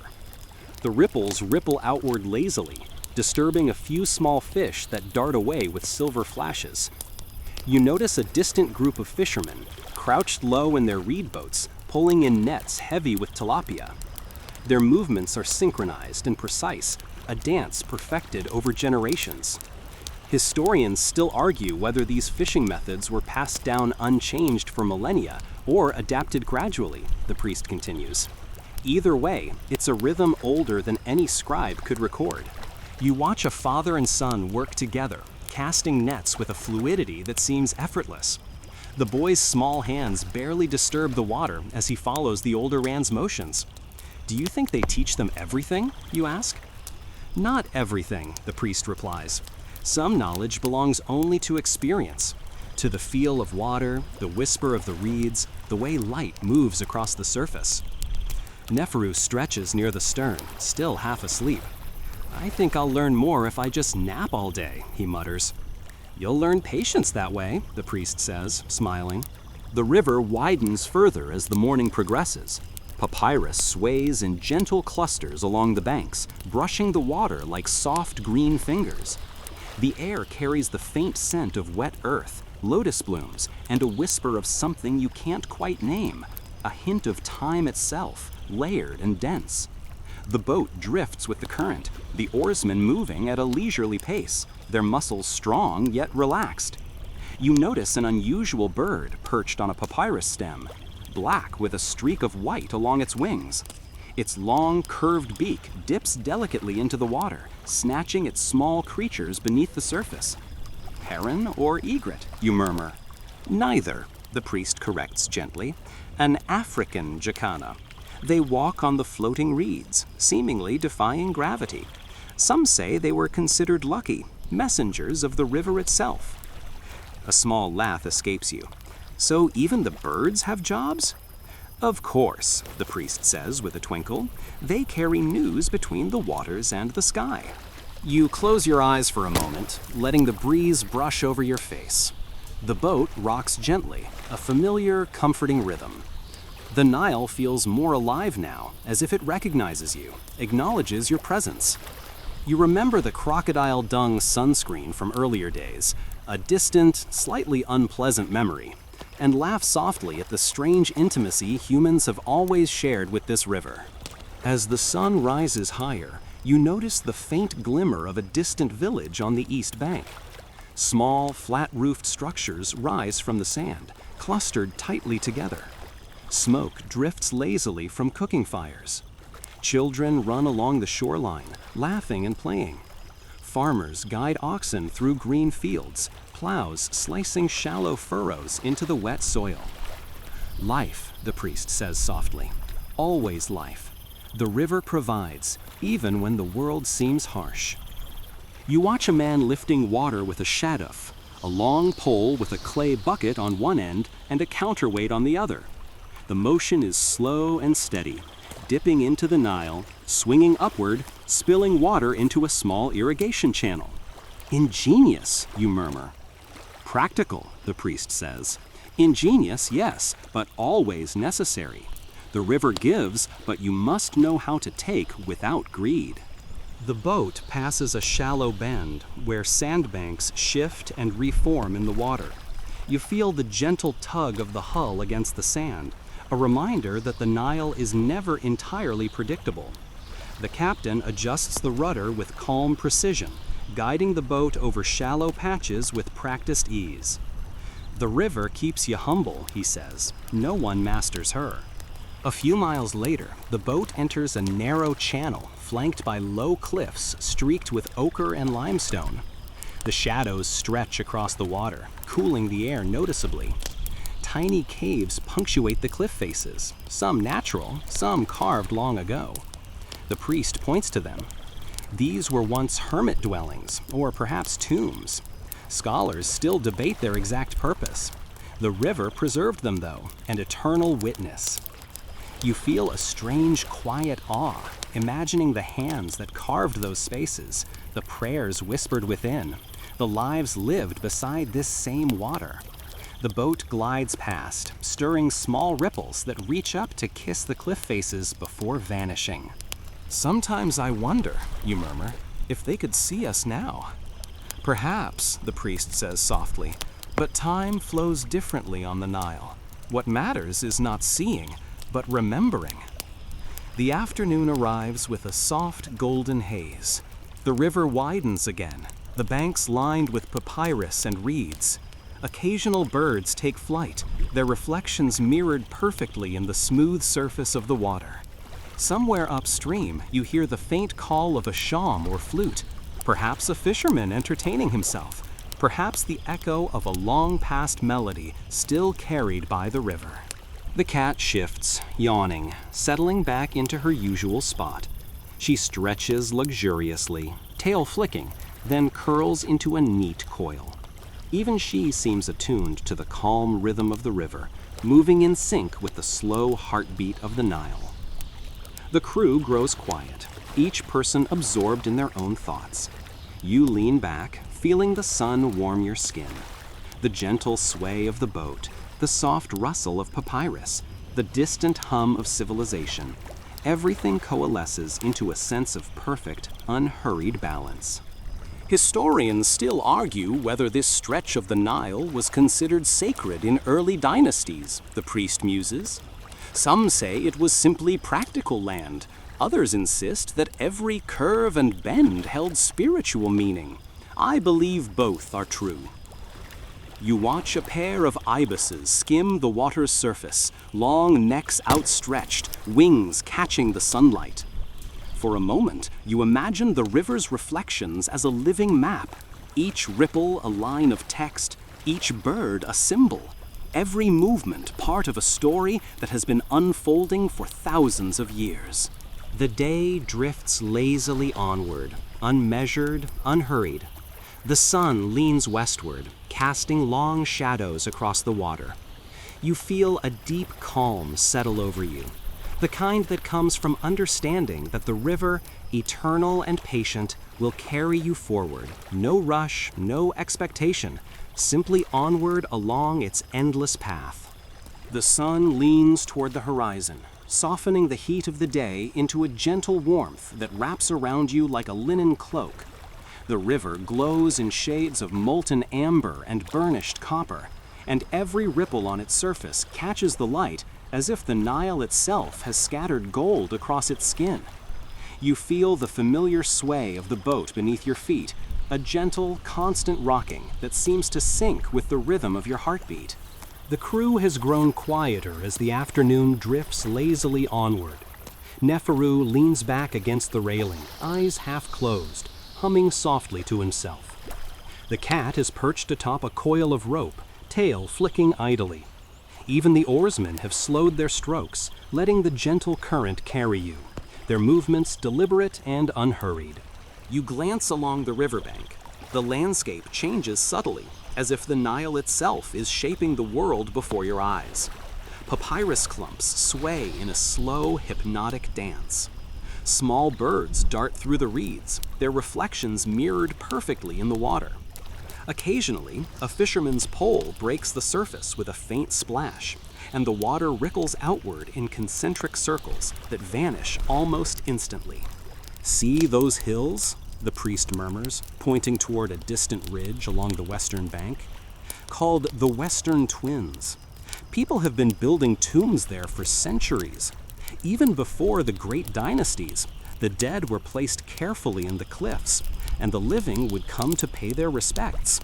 Historians still argue whether the orientation was spiritual or simply practical. I like to think it was both. You follow his gaze, noting the tiny rectangles carved into the stone, each one a doorway to an unknown story.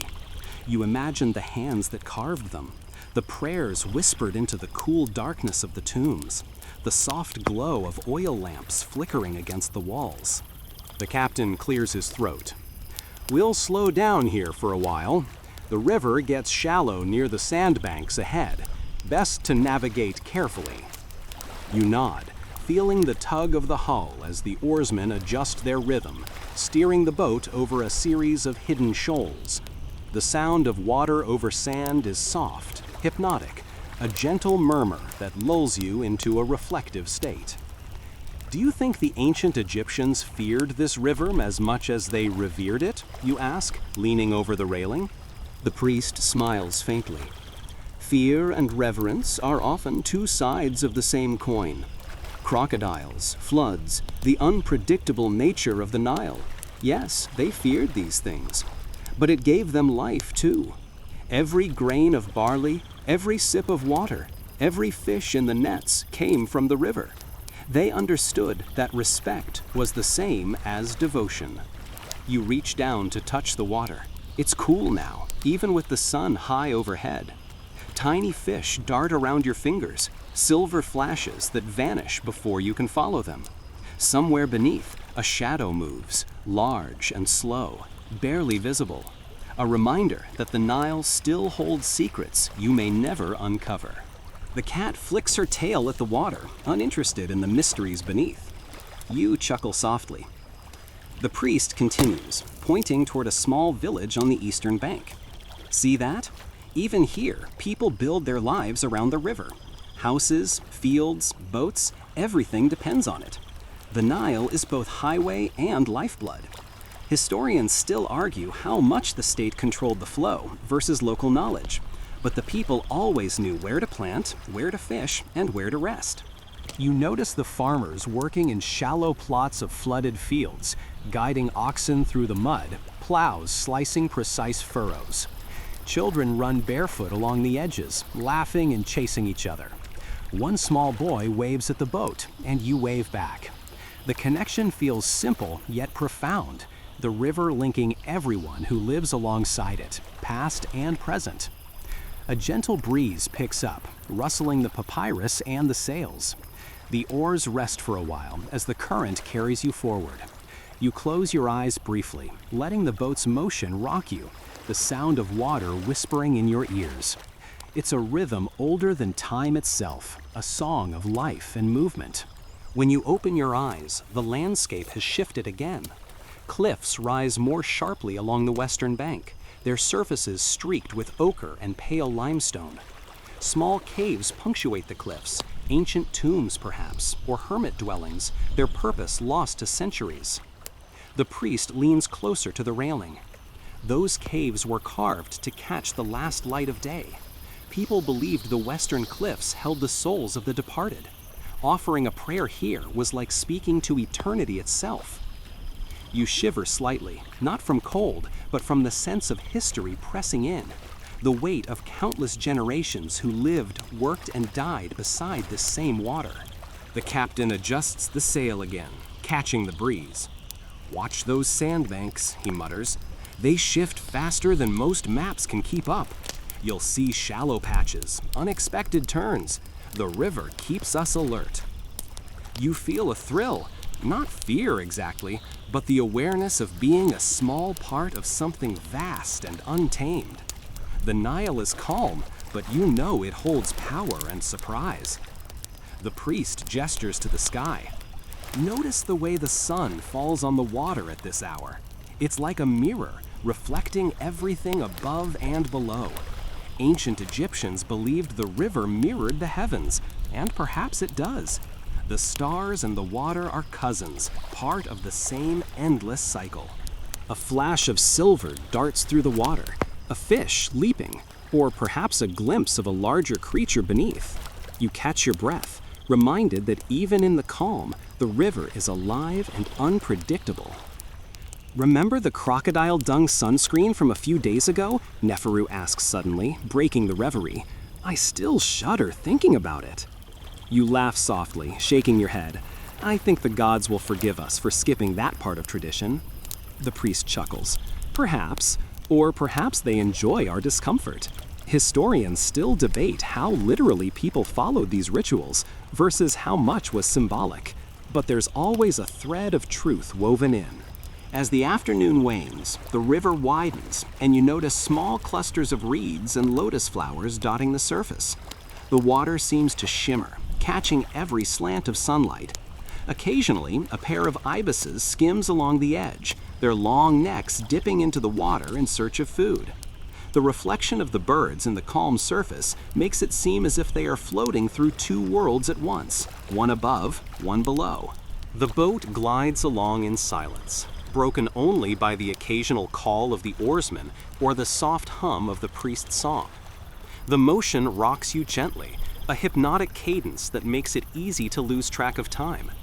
You realize that the river isn't merely carrying you forward, it's inviting you to enter its rhythm, to let go of concern and simply exist in the slow, eternal flow of water, wind, and light. By late afternoon, the first shadows stretch long across the banks, and the temperature drops slightly. The cat curls in the sun-warmed corner of the deck.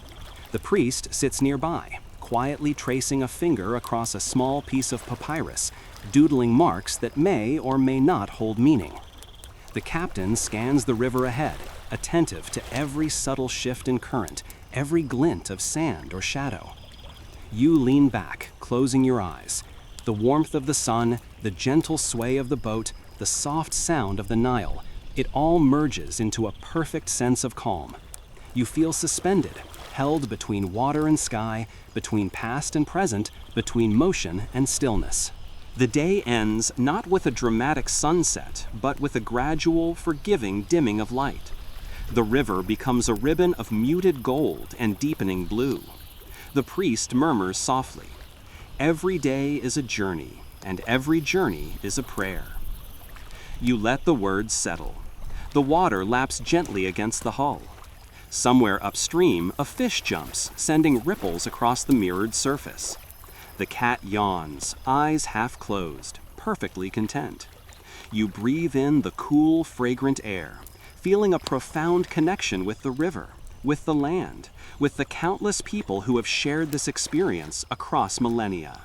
The Nile carries you onward, steady and patient, its surface a mirror of the fading sky.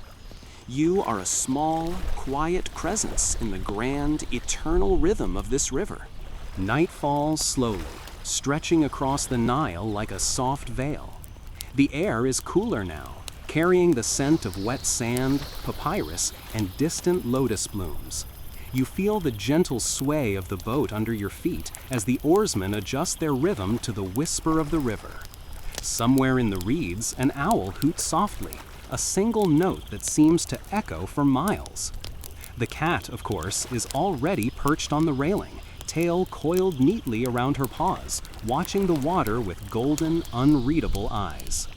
The crew begins to prepare for the night.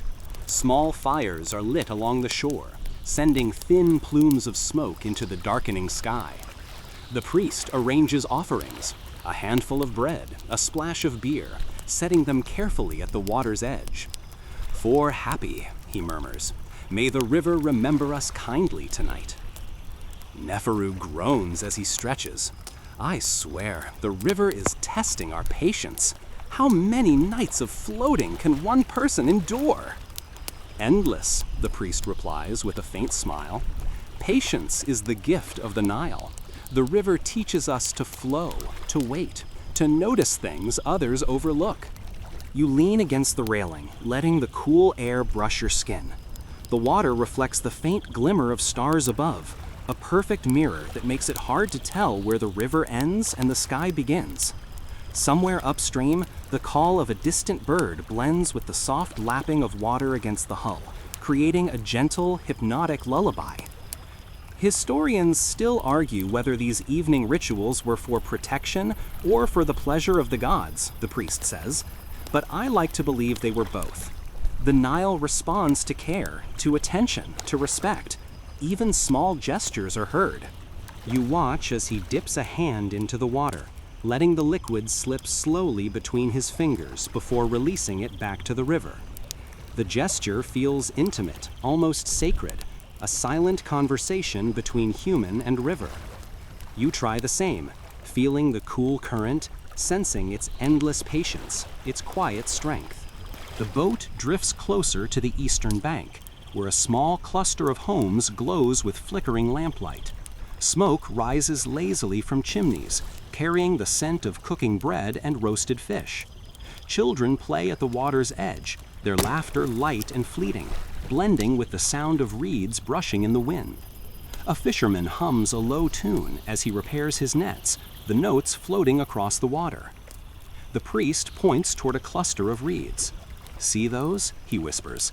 "The papyrus grows thick here, its stems used for everything: mats, boats, paper.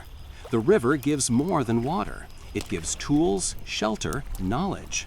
You run your hand along the soft green stalks, marveling at how something so simple could hold so much value. "It's amazing," you murmur.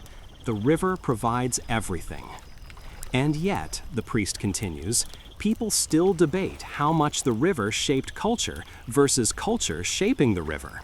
Scholars argue endlessly, but the truth is, they are inseparable. One cannot exist without the other.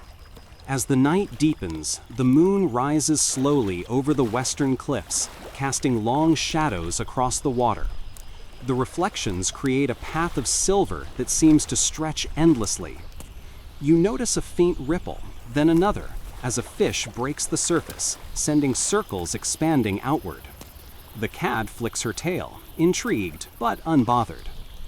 The captain adjusts the sails to catch a gentle breeze, guiding the boat toward a narrow inlet where the water is calm and deep. The crew moves quietly, their hands practiced and sure, every motion blending with the river's rhythm.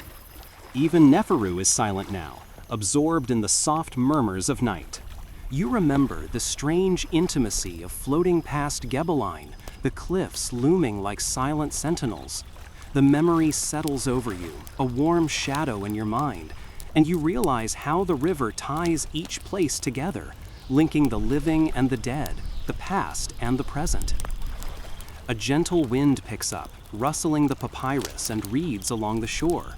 The priest hums softly, a melody older than memory, carrying through the cool night air. The sound blends with the river, with the stars, with the soft calls of nocturnal creatures. You feel it wrap around you, soothing, grounding, timeless. You lie back on the deck, letting the boat's motion lull you further into calm. The moonlight gleams across the water, highlighting the silver scales of fish that leap briefly before vanishing beneath the surface. The priest traces symbols in the sand at your feet, hieroglyphs perhaps, or maybe simple marks, their meaning left for the river to interpret. Do you ever wonder, you ask softly, if the river remembers every hand that has touched it? The priest pauses, considering. Perhaps, he says finally, or perhaps it remembers only those who listen. The Nile does not judge, it only reflects. You feel a sense of peace settle over you, the kind that only comes when you understand your smallness in the flow of time. The boat rocks gently, the oars rest, the cat curls, and the priest's song continues, a quiet hymn to life, to water, to the slow, eternal pulse of the river. The stars multiply, casting pale light over the cliffs and water. The river becomes a silver ribbon stretching endlessly, carrying the boat and its passengers quietly forward. Every ripple, every sigh of wind, every distant call of birds and insects seems to form a part of a single, continuous song.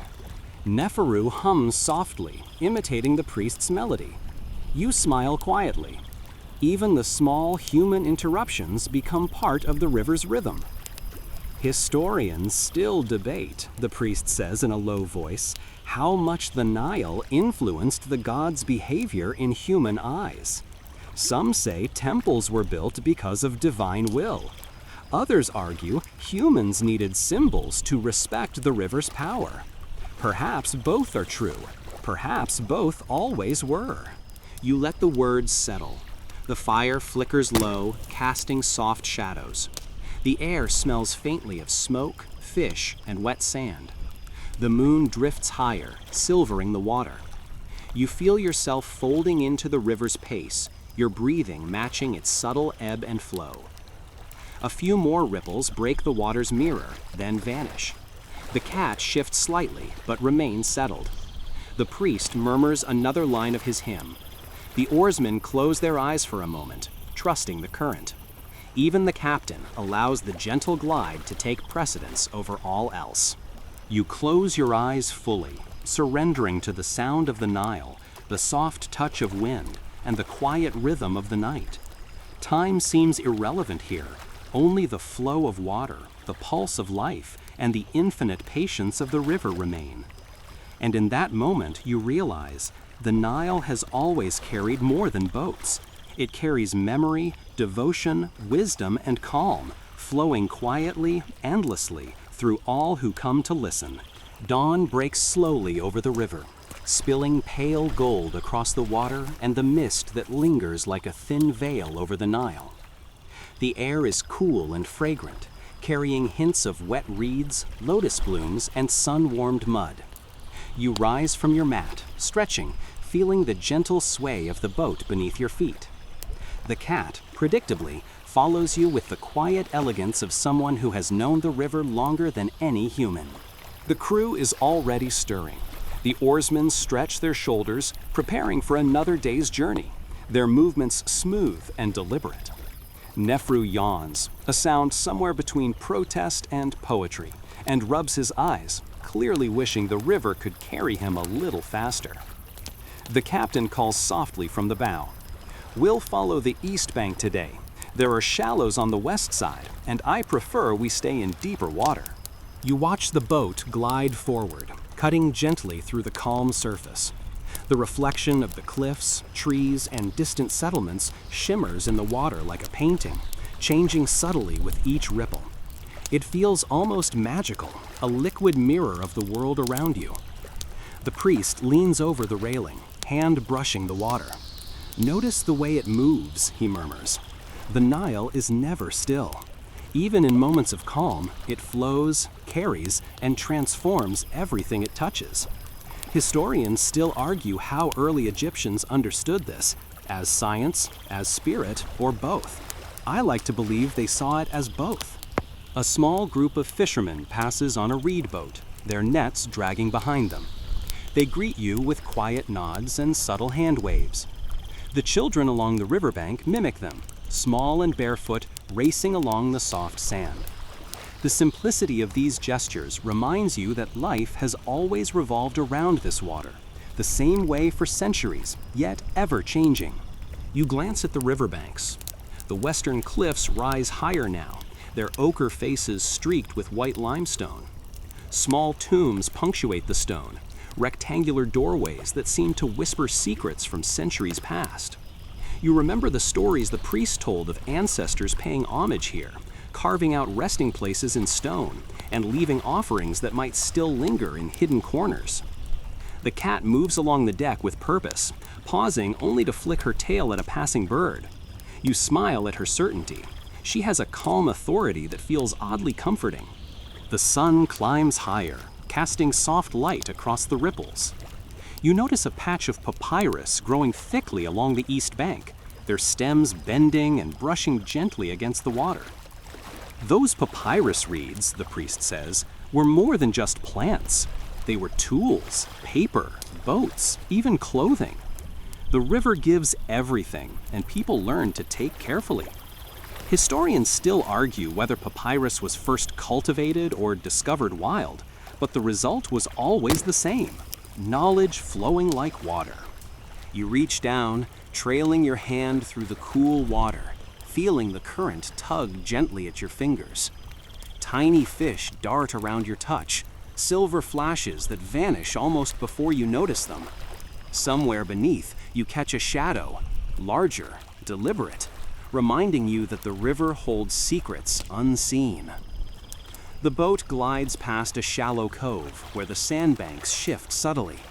The captain maneuvers expertly, using long poles to feel the depth beneath the hull. You admire the precision, the quiet authority of someone who has spent decades reading the river's moods. Neferu hums a low tune, improvising on the melody the priest sang last night. The sound blends perfectly with the gentle lap of water and the soft rustle of reeds. Even the oarsmen hum along unconsciously, creating a spontaneous harmony that feels as old as the river itself. The priest points toward a small settlement on the eastern bank. Mud brick houses cluster around a central courtyard, smoke drifting from several cooking fires. Farmers tend to their plots, guiding oxen through flooded fields. Children chase each other along the banks, laughing. You wave to a young girl balancing a basket on her head, and she giggles, returning your wave. It's a simple interaction, yet it connects you, if only briefly, to the lives of those who dwell beside the Nile. The river teaches continuity, the priest says. No matter how long the dynasties last, how the kings rise and fall, the water flows on. Even the smallest gestures, like a wave or a prayer, are carried along with it. You notice a heron stalking the shallows, head bent low, wings flicking gently as it moves. The priest whispers, "They were considered messengers of the river. I like to think they carry news upstream, stories of everything that happens along the banks."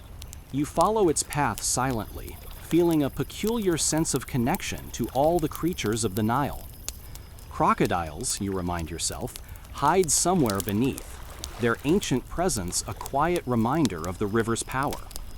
Yet the current is calm, patient, carrying life forward without hurry, without concern.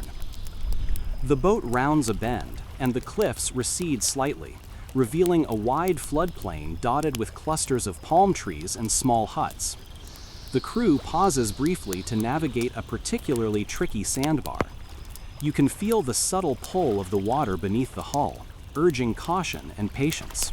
The priest hums again, softly, a tune older than any story you know. Historians still argue about these songs, he says. Were they work songs, prayers, or simply the expression of people attuned to their world?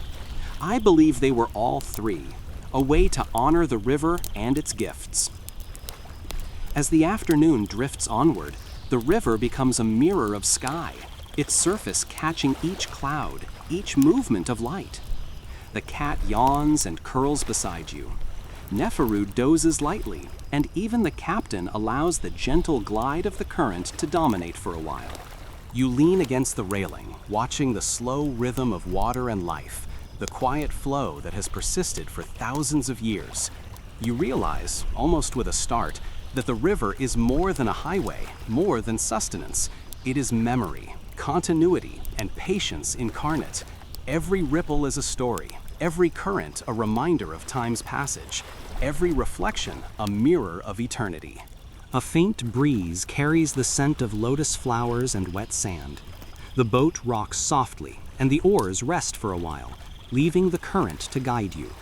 You close your eyes briefly, letting the motion, the sounds, the scents, and the quiet presence of those around you, crew, priest, Neferu, even the cat, weave together into a gentle cocoon of calm. The day begins to wane, the sunlight softening into honeyed tones. You watch as shadows stretch long across the banks, the reflection of trees and cliffs shimmering in the water. The river seems endless, patient, carrying not just the boat, but centuries of history in its current. You let yourself drift, surrendered to the rhythm of the Nile, aware that it will carry you, safely and slowly, to the next bend, the next memory, the next moment of quiet wonder. The sun is low now, spilling warm amber across the water, and the Nile seems to stretch endlessly into the horizon, a ribbon of molten gold edged with shadowed banks. You feel the gentle sway of the boat under your feet, a constant, hypnotic rhythm that has become almost part of your breathing. The cat prowls lazily along the deck, her paws silent on the wood, tail curling and uncurling as if conducting an invisible orchestra. The crew moves with quiet precision, preparing for the night ahead. Neferu yawns and stretches, his back complaining softly after days on the river. The captain adjusts the rudder and sail, navigating around a cluster of submerged sandbanks that glimmer faintly in the last light. You notice how the water shimmers with the reflection of the sky, peach, rose, and violet blending like pigments on a canvas. "Look," the priest whispers, pointing toward the western bank. "Those cliffs catch the last sunlight in a way that turns them almost red. Some say the gods painted them themselves." Historians still argue whether this effect was considered sacred or purely aesthetic, but either way, it's mesmerizing. You lean over the railing, fingertips grazing the cool water. Tiny fish dart near your hand, silver flashes that vanish into the golden depths. Somewhere beneath, you sense a shadow, a slow movement. Perhaps a crocodile, perhaps nothing at all. You smile at the thought. Even here, the river carries both beauty and quiet reminders of its power. The priest continues, softly. "Evenings on the Nile have always been for reflection. Farmers, fishermen, scribes, and priests alike, everyone paused to watch the day fade, to listen to the river's stories. And the river, in return, carries their offerings and their memories." A soft breeze rustles the papyrus along the bank. You notice a small flock of ibises skimming the water, their long legs and curved beaks moving with elegance. They were considered sacred, the priest says, messengers, symbols of wisdom and patience. Some scholars argue they were revered mainly for practicality, as they ate pests near the crops. Either way, people believed the river shared its secrets through them. The boat drifts into a narrow channel where the water runs deeper and calmer. The captain gestures for the oarsmen to rest, letting the current carry the vessel. You watch as the reflection of the cliffs, trees, and distant dwellings glimmers on the water's surface, distorted slightly by the gentle ripple, a living painting that shifts and changes with every second. Neferu mutters something about how peaceful it all is, and you can't help but agree. The golden light, the soft lap of water, the distant hum of life along the banks, it feels like time itself has slowed to a perfect, measured heartbeat.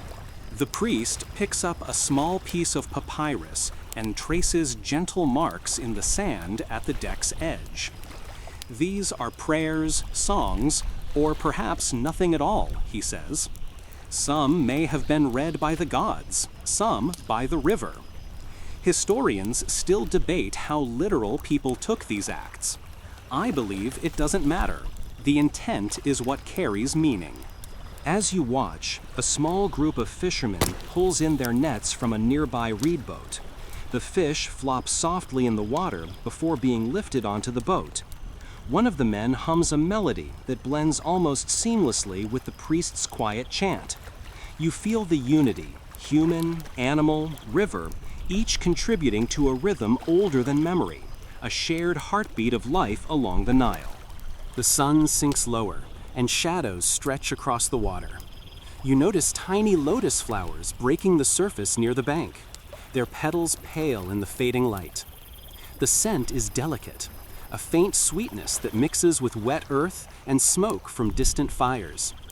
The priest dips his hand in the water, letting it slip slowly through his fingers before returning to the river. Even this small act, he says softly, is part of the eternal conversation between humans and water. The river remembers kindness. You reach down, copying him. The water is cool against your skin, gentle, endlessly patient. The ripples you create merge with those from the boat and the birds, spreading outward and vanishing quietly into the current. For a moment, it feels as if time itself has paused, leaving only the river and the soft golden light. The cat curls beside you, eyes half-lidded, tail flicking. Neferu has settled back, humming lightly. The oarsmen rest, and the captain allows the gentle glide of the current to dominate. Even the priest falls silent, listening to the subtle chorus of the river, the soft slap of water against wood, the call of birds settling for the night, the faint murmur of wind through papyrus. You think of the countless travelers, workers, and priests who have experienced this same quiet, gentle embrace of evening on the Nile. Farmers pausing to watch the sunset, children chasing each other along the banks, priests offering prayers to Hapi and Osiris, cats weaving mysteriously among the reeds. The river is eternal witness, holding memory in its currents, history in its bends, and life in its gentle flow. Historians still argue whether evening rituals were daily necessities or moments of reflection, the priest murmurs. I believe they were both. They marked the end of one day and the promise of the next, a quiet acknowledgement that the river carries all things forward. You lean back, closing your eyes, letting the slow rocking of the boat and the soft hum of water lull you. The sun disappears fully behind the cliffs, leaving only the violet glow of twilight reflected in the river. Shadows deepen, and the first stars begin to shimmer faintly in the sky. The boat drifts forward, carried by the steady pulse of the Nile. You feel yourself surrendering to its rhythm, part of its eternal motion, a small and quiet presence in a vast, timeless world. Every ripple, every reflection, every subtle scent is a thread connecting you to the river and to all who have traveled it before. The priest hums once more, softly, a lullaby older than the dynasties. Neferu sighs contentedly. The cat shifts, settling closer. The captain lets the sails fall slack, trusting the current to guide you. And you, too, let go completely, folding into the rhythm of the river as the twilight deepens and the world grows calm. Night settles fully over the Nile, soft and velvety, with stars sprinkled across the sky like silver dust. The air is cooler now, carrying the faint scent of wet papyrus, lotus flowers, and distant fires from riverside villages. You lean against the railing, feeling the gentle sway of the boat beneath you, a slow, unbroken rhythm that seems to mirror your own heartbeat. The cat curls beside you, her tail wrapped neatly around her paws, eyes half closed but alert, perfectly attuned to the quiet pulse of the river. The crew has grown still, moving only when necessary. Neferu is curled in a mat near the stern, humming softly, while the priest sits cross-legged, murmuring quietly. Prayers, songs, or perhaps just words carried by habit. The captain steers carefully, allowing the current to guide the boat along the dark water, listening to its subtle cues, reading the moonlight on the ripples.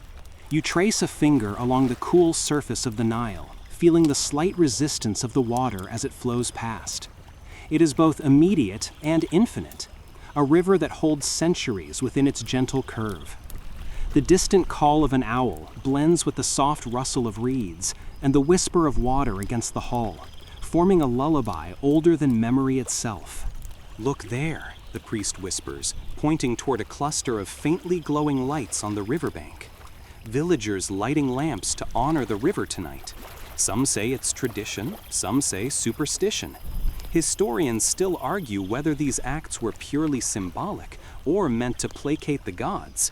Either way, it's a way of listening, of giving back to the river that carries them every day. You watch as small boats glide near the shore, their occupants moving in unhurried harmony. Children wave softly, their silhouettes framed by the golden glow of lanterns. The cat flicks her tail in mild curiosity, and you smile at the quiet interconnectedness of life along this waterway. Human, animal, and river, all bound in an endless dance of motion and reflection. The moon rises higher, silvering the ripples and turning the water into a luminous mirror. You notice tiny insects skimming the surface, delicate and fleeting, catching light as they move. Somewhere, a fish leaps, its silver scales reflecting the moon's glow before vanishing again beneath the surface. The river is alive, even in its stillness. Neferu shifts slightly, murmuring a soft, sleepy tune. "I never knew the river could be so calm," he says, voice thick with drowsiness. "It carries calm if you let it," the priest replies. Historians debate whether calm was its natural state or a perception shaped by human experience. I believe both are true. The river reflects our patience as much as our actions. The boat drifts past a narrow inlet, lined with reeds and lotus blooms. You lean over the side, watching the gentle sway of the plants in the current, the reflections of stars dancing across the water. The scent is calming, the movement hypnotic. The soft lapping of the river against the hull becomes a meditation, each ripple a quiet reminder that time moves steadily and patiently, even when we do not. The priest hums a soft tune, a melody older than you can imagine. You hum along almost unconsciously, feeling the music blend with a sound of water, wind, and distant life along the banks. Somewhere in the distance, an ibis calls, a lonely, melancholy note that feels like both greeting and farewell. The cat stretches, tail flicking, then settles again, content to watch the river's silvered surface. Neferu's breathing deepens as sleep claims him. The oarsmen are quiet, trusting the current, their own movements merged with the gentle pulse of the Nile. The captain steers with practiced calm, aware that the river holds both guidance and patience in equal measure. You notice a faint shimmer along the water, like moonlight trapped in a ripple. The priest whispers, "Even the smallest gestures, a hand dipped into the river, a soft song, a lamp on the bank, are remembered by the Nile." Scholars still debate whether these acts were personal devotion or communal ritual, but I think the river doesn't mind. It listens to all of them. The night deepens further, cooling the air, softening the landscape. Shadows stretch long across the river, blending with the reflections of trees and cliffs. Papyrus sways gently in the breeze, a quiet symphony of movement. Somewhere upstream, a distant fire flickers, tiny and orange against the blue-black water, signaling life that continues quietly, unnoticed. You close your eyes for a moment, letting the river's rhythm lull you. Every ripple, every sound, Every scent becomes part of a seamless pattern, wrapping around you, holding you in the quiet comfort of continuity. The Nile has carried countless travelers, fishermen, priests, children, and cats, just like the ones beside you, and will continue long after this moment passes. The priest hums one final note, soft and fading, blending with the river's own voice. You feel a deep calm, a surrender to time, to flow, to presence. The cat breathes steadily beside you. Neferu shifts slightly, but remains still. The boat rocks gently, the water laps softly, and the moon traces its path across the mirrored surface. Slowly, your thoughts grow lighter. The worries of the day, the fatigue, the tangles of memory and expectation, all are carried away in the river's quiet current. You are suspended in a moment of perfect stillness, a participant in a world that has existed for millennia and will continue for millennia more. The river whispers, the night deepens, and your eyelids grow heavy.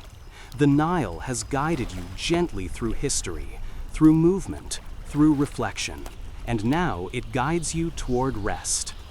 The wind rustles softly through papyrus, the stars shimmer faintly, and the boat rocks in quiet harmony with the eternal flow.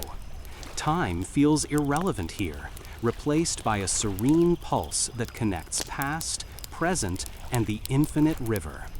Breathe slowly. Let your body sway with the motion of water. Feel the patience of the river, the calm of the night, and the gentle assurance that all is as it should be. The cat shifts slightly, but remains curled in perfect contentment. Neferu breathes evenly. The priest's soft hum disappears into the night. And you are part of the Nile now, carried gently toward sleep, toward dreams, toward a calm that stretches as far as the river itself. End of script. Sweet dreams.